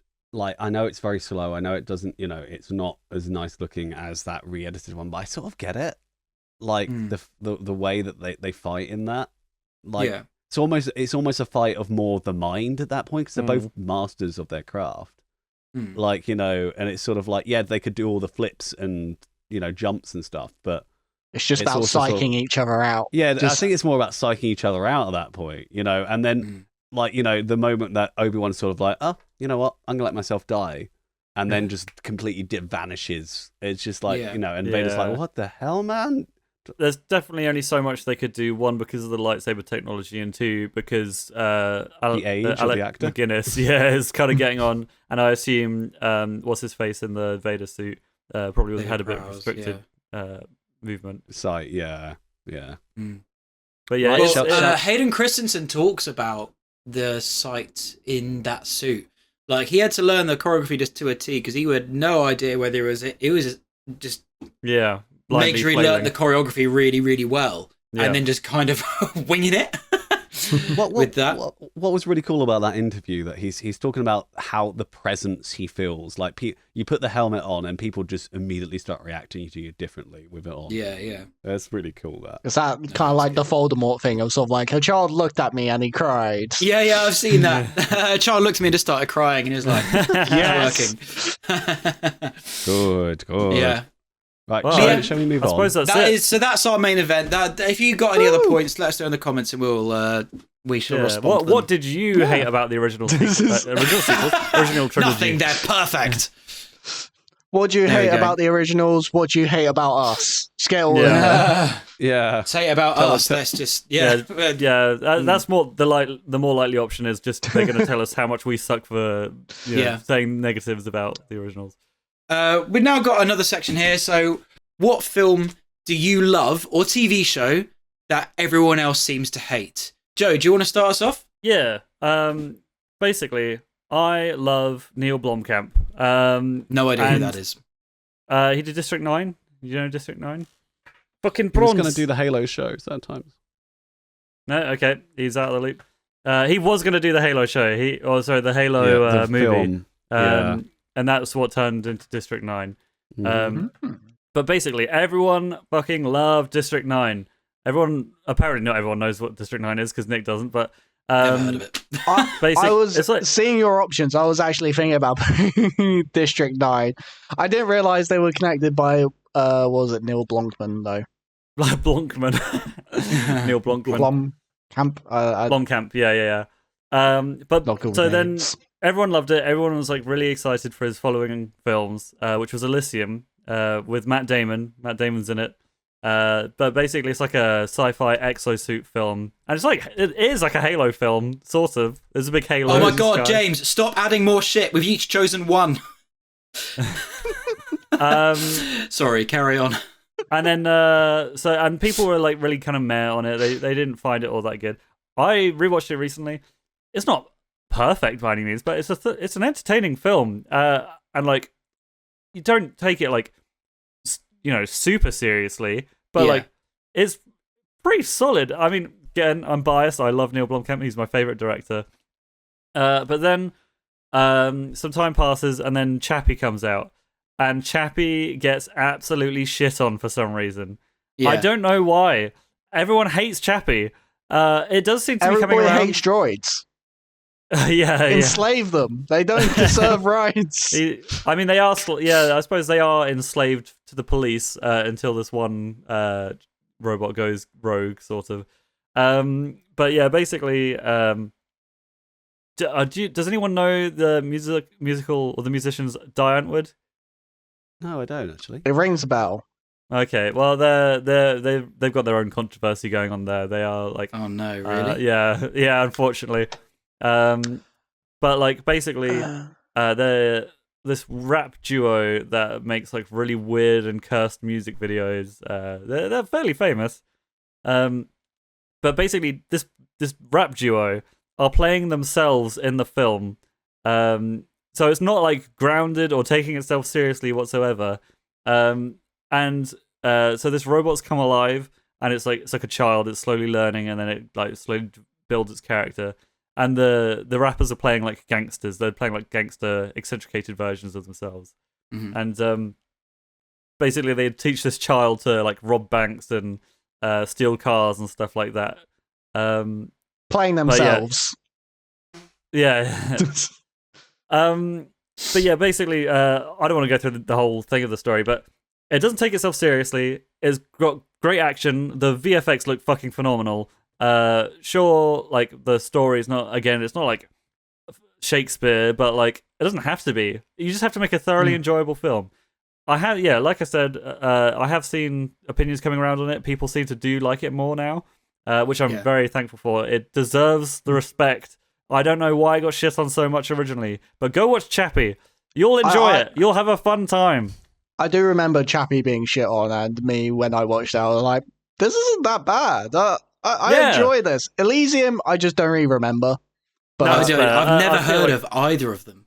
Right, I've watched them Elysium- both, really, but I thought you were talking when you said Elysium and Chappie. I thought you were talking about one film. No. No, That's what I mean. That's I why thought when you you put- said we are all talking about one, I was like, "Fuck you, Joe's talking about two." I didn't realize it was like Yeah, I Fair mean, enough. it's the same director and it's subsequent, not sequels because they're not related to each other, but like, you know. I like the it's one irony of film. I've technically got two films as well. yeah, Yeah. no, it's fine. No, go for it.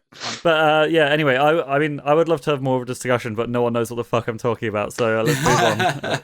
I actually- definitely know Chappie, and now that you say Die Antwoord, like I recognize them from the films, and I do find it funny you say them playing themselves because I'm like, they're playing criminals. Yeah. They're playing criminal versions of themselves.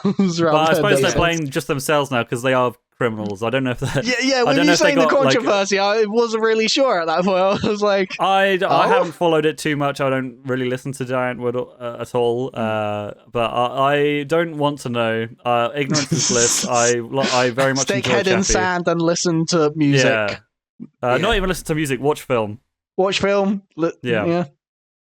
I know my dad. I haven't seen Chappie all the way through. I know my dad really likes it, but he told me it reminds him a lot of Number 5 from Short Circuit. Have you seen? Yeah. You ever seen Short Circuit? Yeah, a long time ago, but yeah, I've seen it. Yeah, it's very similar sort of plot where a sentient robot basically. I mean, I love sentient robot stories, so I'll definitely have to check it out. Yeah. Also, one funny aspect, even though I said I haven't really watched or listened to much Giantwood, there is a Giantwood song that came out years ago, like before the film came out, and one of the lyrics is Neil Blomkamp's gonna make me a movie star, and then like 5 years later, Neil Blomkamp puts them in his film. That's nice. That's funny. I like that. That is nice. Yeah. I need to type that now. Manifest it into your own life. Yeah. Fair play. Can I talk how about about you, mine John? now? Yeah, there was a lot of controversy when the Netflix shows came out. Daredevil did really, really well.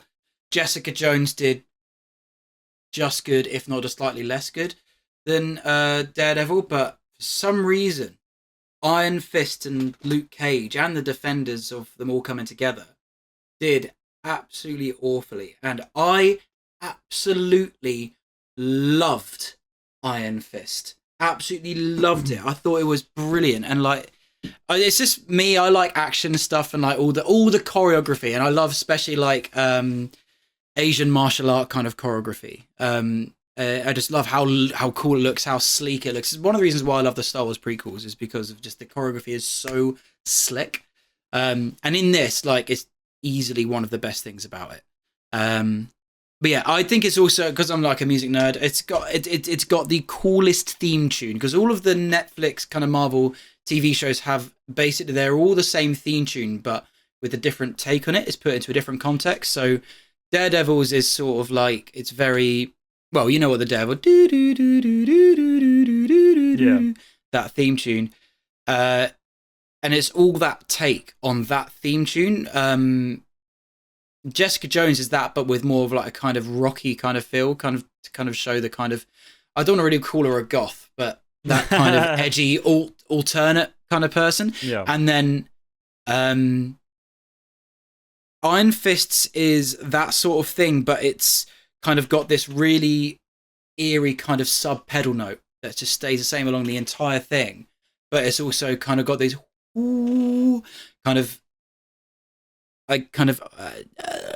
Mongolian kind of instruments going through it, but at the same time it's kind of electronic, if that makes sense. And it just sounds, I'd look it up, man. It's really good.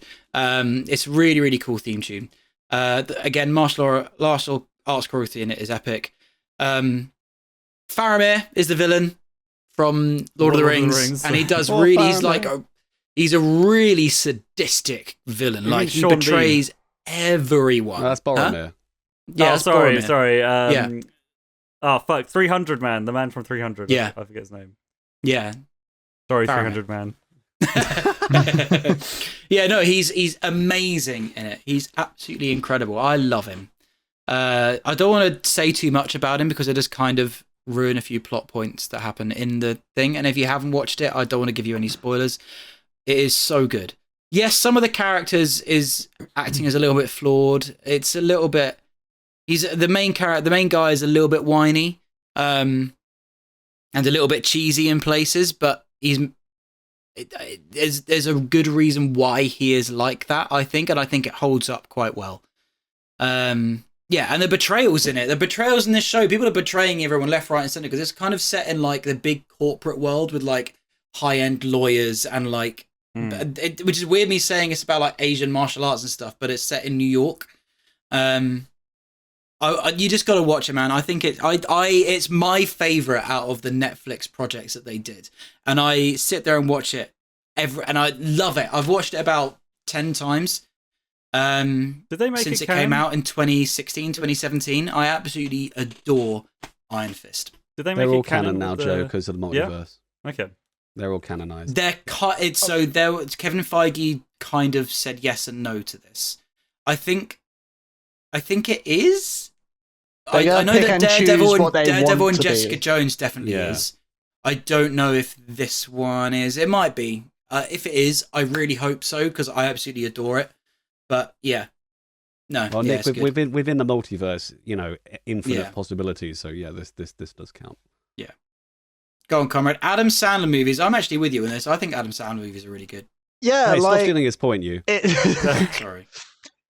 I feel like Adam Sandler is like hit or miss with some people, hence why I put on some people are gonna hate him, some people are gonna love him, but they're never gonna be like the top qualities of like Masterminds or Marvel series of like movies. They're just gonna be gimmicky, comic-y sort of like fun, like there's gonna be a concept and they're just gonna run with it and see what happens. And I've specified Happy Gilmore because of the recent release to the UK Netflix, Happy Gilmore 2.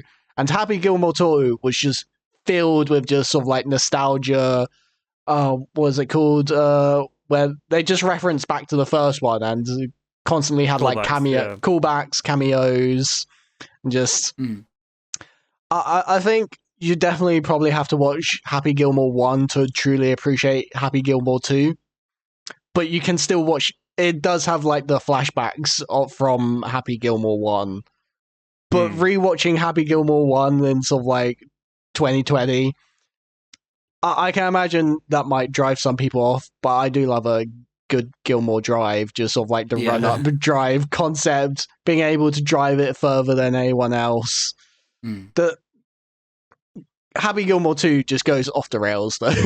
they have maxi golf in that one. I won't go into spoilers like Nick, but like instead of the good old 18 holes of...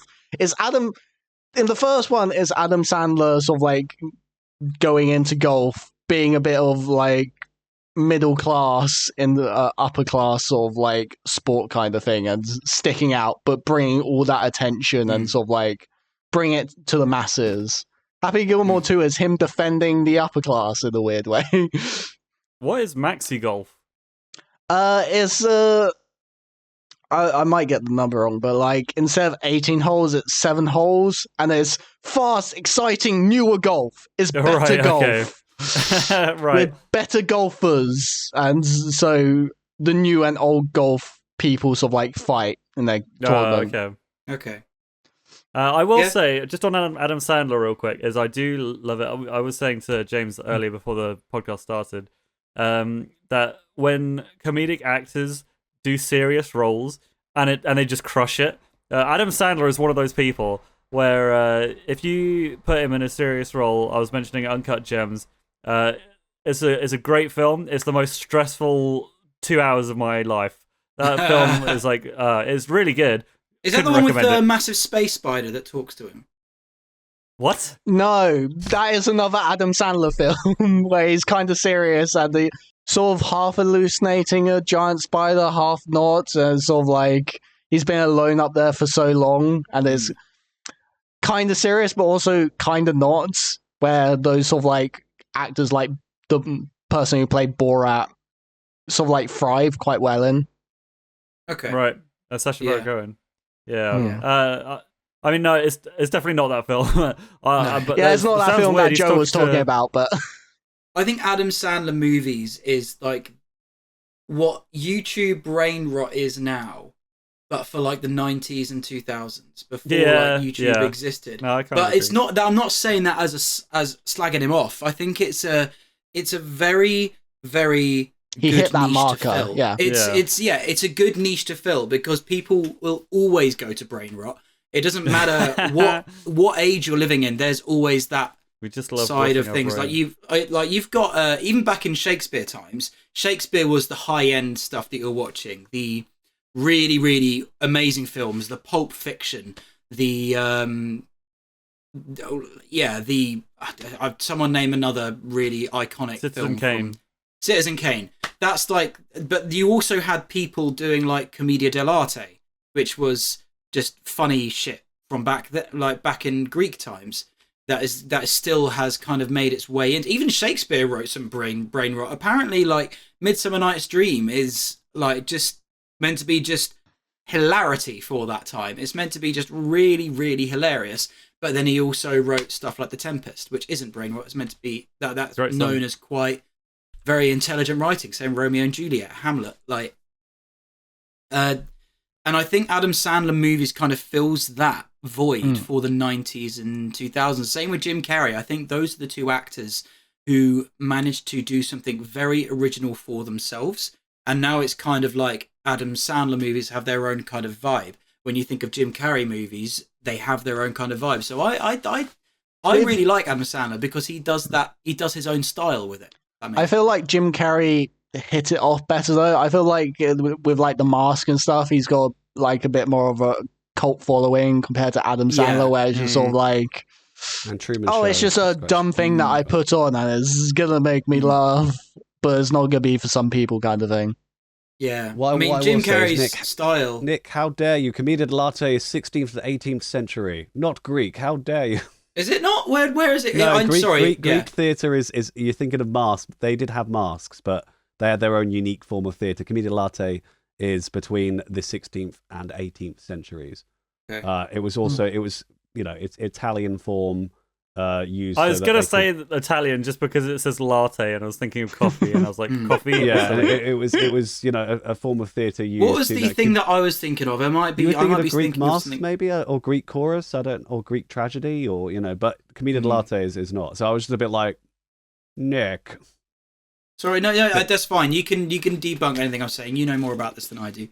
So, but yeah, no, that was all. Everything else you said was fine. It's just that one thing sort of was like. No, honestly, if I say something wrong, debunk it straight away. James, I suppose, do you want to take your point? Do you want to? Yeah, so I got two. First one I've got is Star Trek Insurrection. I've never even heard of this one.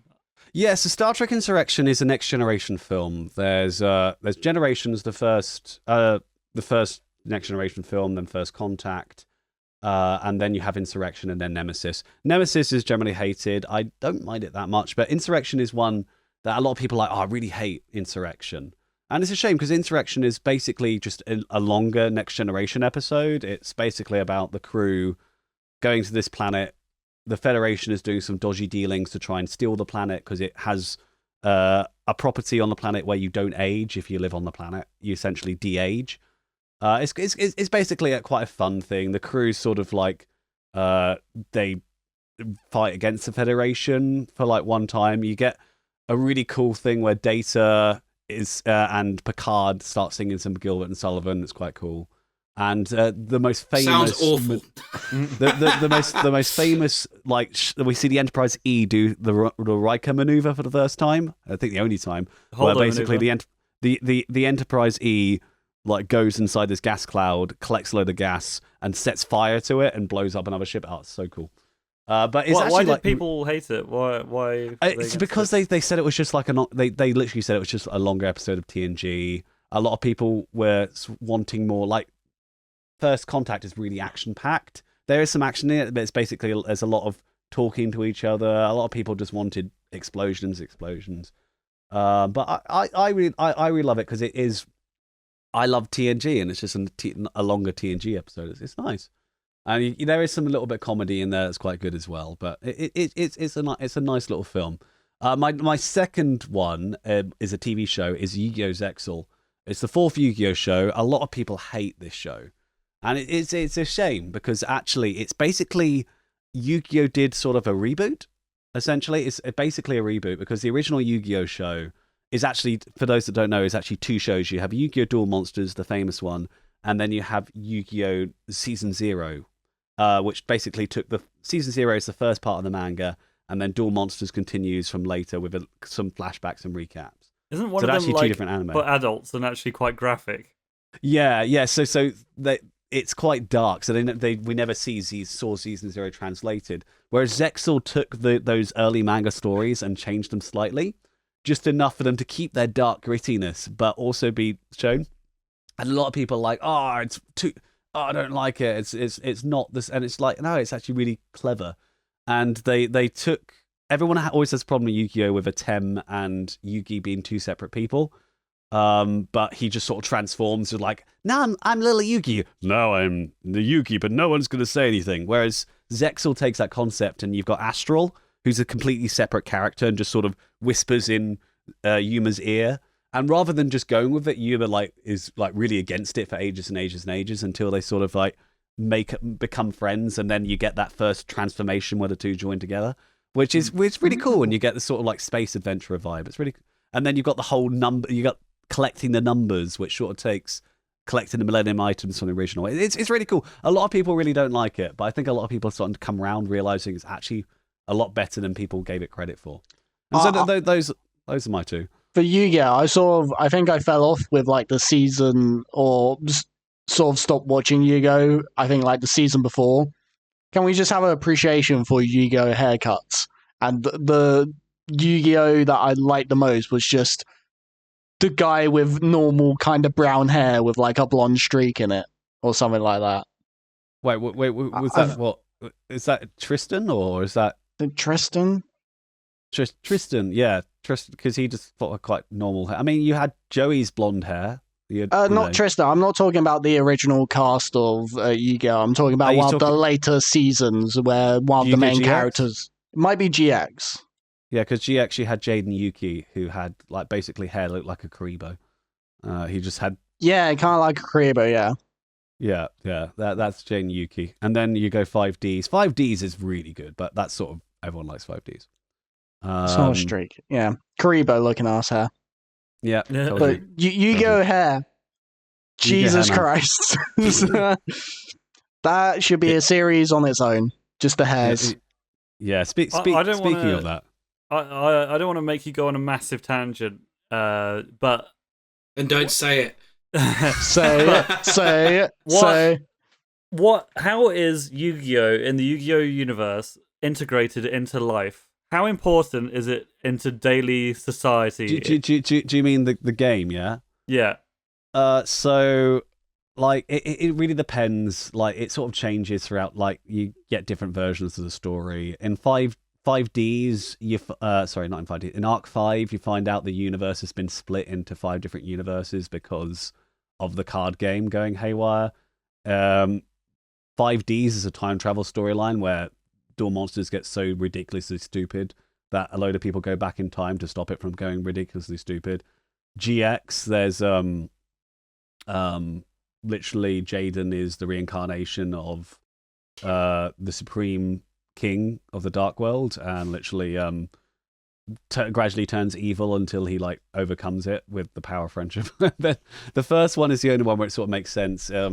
The Yu-Gi-Oh card game was created in ancient Egypt with hieroglyphics, where they sealed monsters inside the stone tablets and then used them as weapons to fight each other. And then it became a fun card game. Yeah, and basically, and how it all starts is that Pegasus like draws one of these hieroglyphics down, and then suddenly the thing started coming to life because they were sealed away by Atem, who is the ancient pharaoh that's also Yugi. You'd have that's basically it. Essentially, it's. And then you find out in season 4, which is a filler series, so you can kind of maybe not count it, that actually the Atlanteans used the tech as well, and it actually came from space. Oh, God. Yeah, it's a whole thing, so I'm not going to go on a huge tangent about it, but there's so many different explanations for the various different versions. But most of it, just keep it simple. The ancient Egyptians played a game, as it says it on the box, the ancient Egyptians played a game of great and terrible power until one pharaoh locked the magic away. For all eternity, but even eternity doesn't last forever.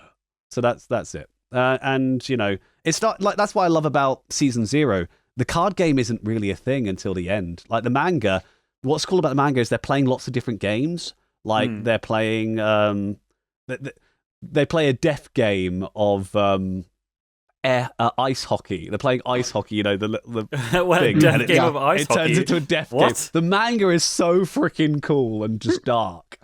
And you have the pharaoh Atem setting someone on fire because they're playing a game of chicken or something. He chucks a guy off. It's so fucking dark, but it's so freaking good. But they never adapted that into to an anime. They did season 0, but we never got that in English. And even the adaptation is not that great, the old one. So it's a shame. Apart from the sexism is transferred in there. There is a bit of sexism, but that's fine. Eternity Anyway, so doesn't last forever. That's just a cinematic that was definition. bad 4Kids dialogue. That was written by Americans when they. Oh, well, that explains it. But the 4Kids also wrote. They're eating rice balls in Pokemon, and they're like, "That's a nice donut. I like jelly donuts." Yeah, I was literally going to bring that up. Yeah, it's jelly roll, and it's just obviously rice. It's just a rice ball, man. Yeah, I feel like we're breaking John. Yeah, I'm very sleepy. Right. Well, let's quickly cover the next point. So, to explain this for you guys, it was announced at San Diego Comic-Con that Jim Henson's Creature Shop was doing a collab with Strange New Worlds, where for one episode, we don't know how it's going to happen, but it's going to be all done with Muppets. They're going to do the whole cast in Muppet form. Okay, that's quite cool. Actually, we don't even know that. We don't know We don't know if we're going to see Pike turn into a Muppet or something's going to happen, but we're going to see some sort of Muppet-themed shenanigans happening.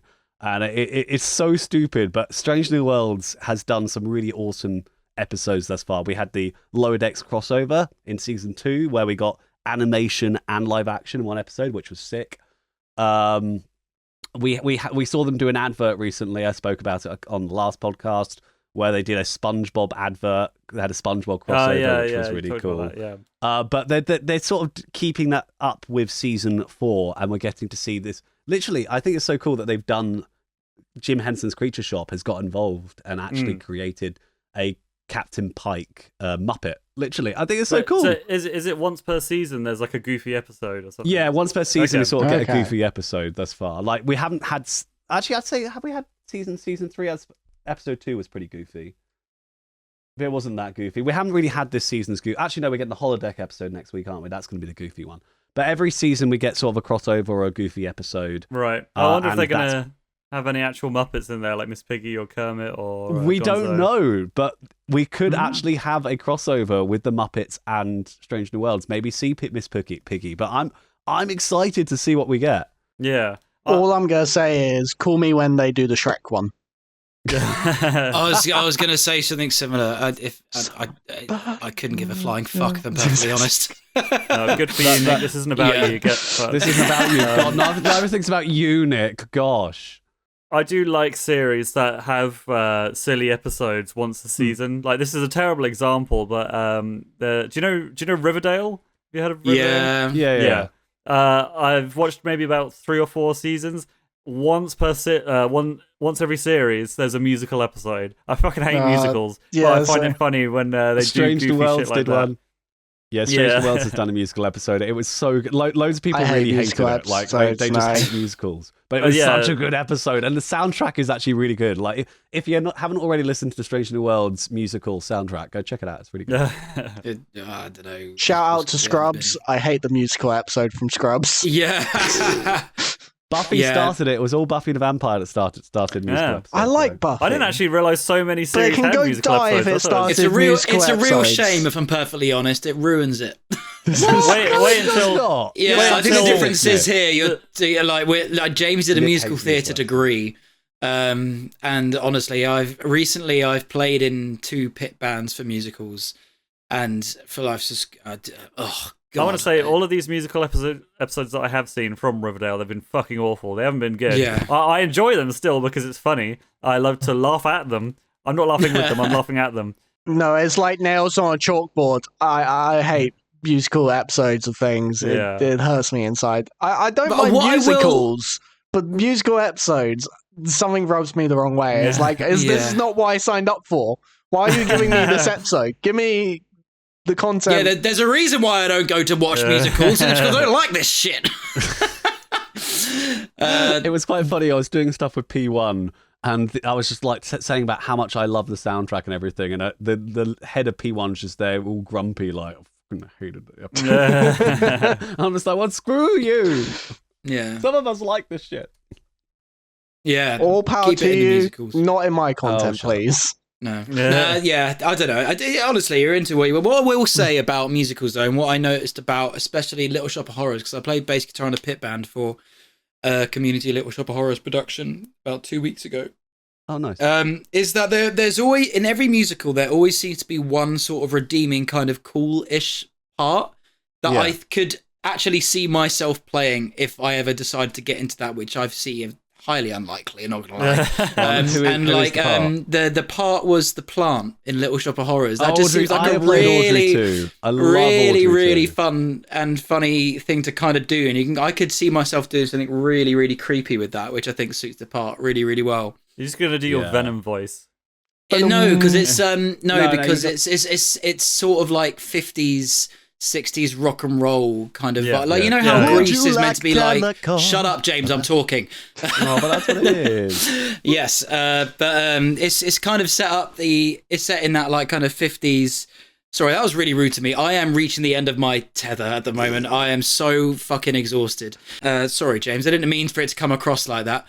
But yeah, it's like Grease. It's that kind of 50s, 60s rock and roll kind of vibe. But I would see myself kind of taking it in a slightly more sadistically kind of Dave Mustaine, Megadeth sort of way with that kind of voice. So instead of so like there's a part when the plant is about to eat a certain character, he's like, hey little lady, hello, and I'm just like I would do that, hey little lady, hello, that kind of thing. It kind of really creepily, it's still cringe and cheesy and not really my scene at all. But that was the one thing about that particular music that was kind of redeeming. So we've gone off. Hey little lady, hello. Hey little lady, hello. You know what's really sad is the fact that when they did Little Shop of Horrors, the film, they filmed the whole thing, with a dark ending where the plant wins and eats everyone, and you get this really awesome. The cutscene is so good. Like you have giant plants destroying the city at the end. It's so good. But then because people thought, oh, it's too dark, we don't want that, they changed the ending. And refilmed it so that at the end Seymour wins and gets the girl, and it's like, no, he freaking loses. He murders people. That's actually a spoiler for me. I thought the plant did win this whole time. I thought that's like how it turned out, that the plant did win. Yeah, that's how it wins at the end in the musical. That's how it wins. And but then in the film, I see. They changed the ending because they thought it was too dark. Yeah. And they made it so he wins. It's like, for Pete's sake, jerk. Do you know what the Little Shop of Horrors is based off of though? The musical. The musical or the musical. Story? The original film was like one of the. It was like Dracula. You know the original Dracula. It's that era of horror film. So it was based on that. Yeah.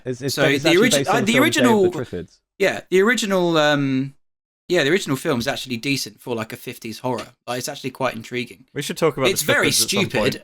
It's very stupid and very dated, but it's actually like interesting to watch old films like that. Dave the Triffids is a really good, like, it's really psychological horror. I like it. Like it. Do you guys know the plot of Day of the Triffids? How it works? Yeah. There's a big solar flare. Everyone goes blind, and then the Triffids get released. Yeah, basically, and they just start going around eating people. There's one guy who survives because he was having an eye operation and didn't have his sight, so he's the only one with sight. It's a good film. Good film. Terrible musical. Yeah, we should definitely talk about it though at some another time, because we're getting on now. I will need to watch those for the future, because I don't know what that is. That's fine. Right, Joe, over to you. Thank you for joining us today. We are at Starts With Stars. Be sure to follow the Twitch, Instagram, TikTok, subscribe here on YouTube. Let us know in the comments what we should cover next. And until next time, may the force be with you. Bye-bye. Bye.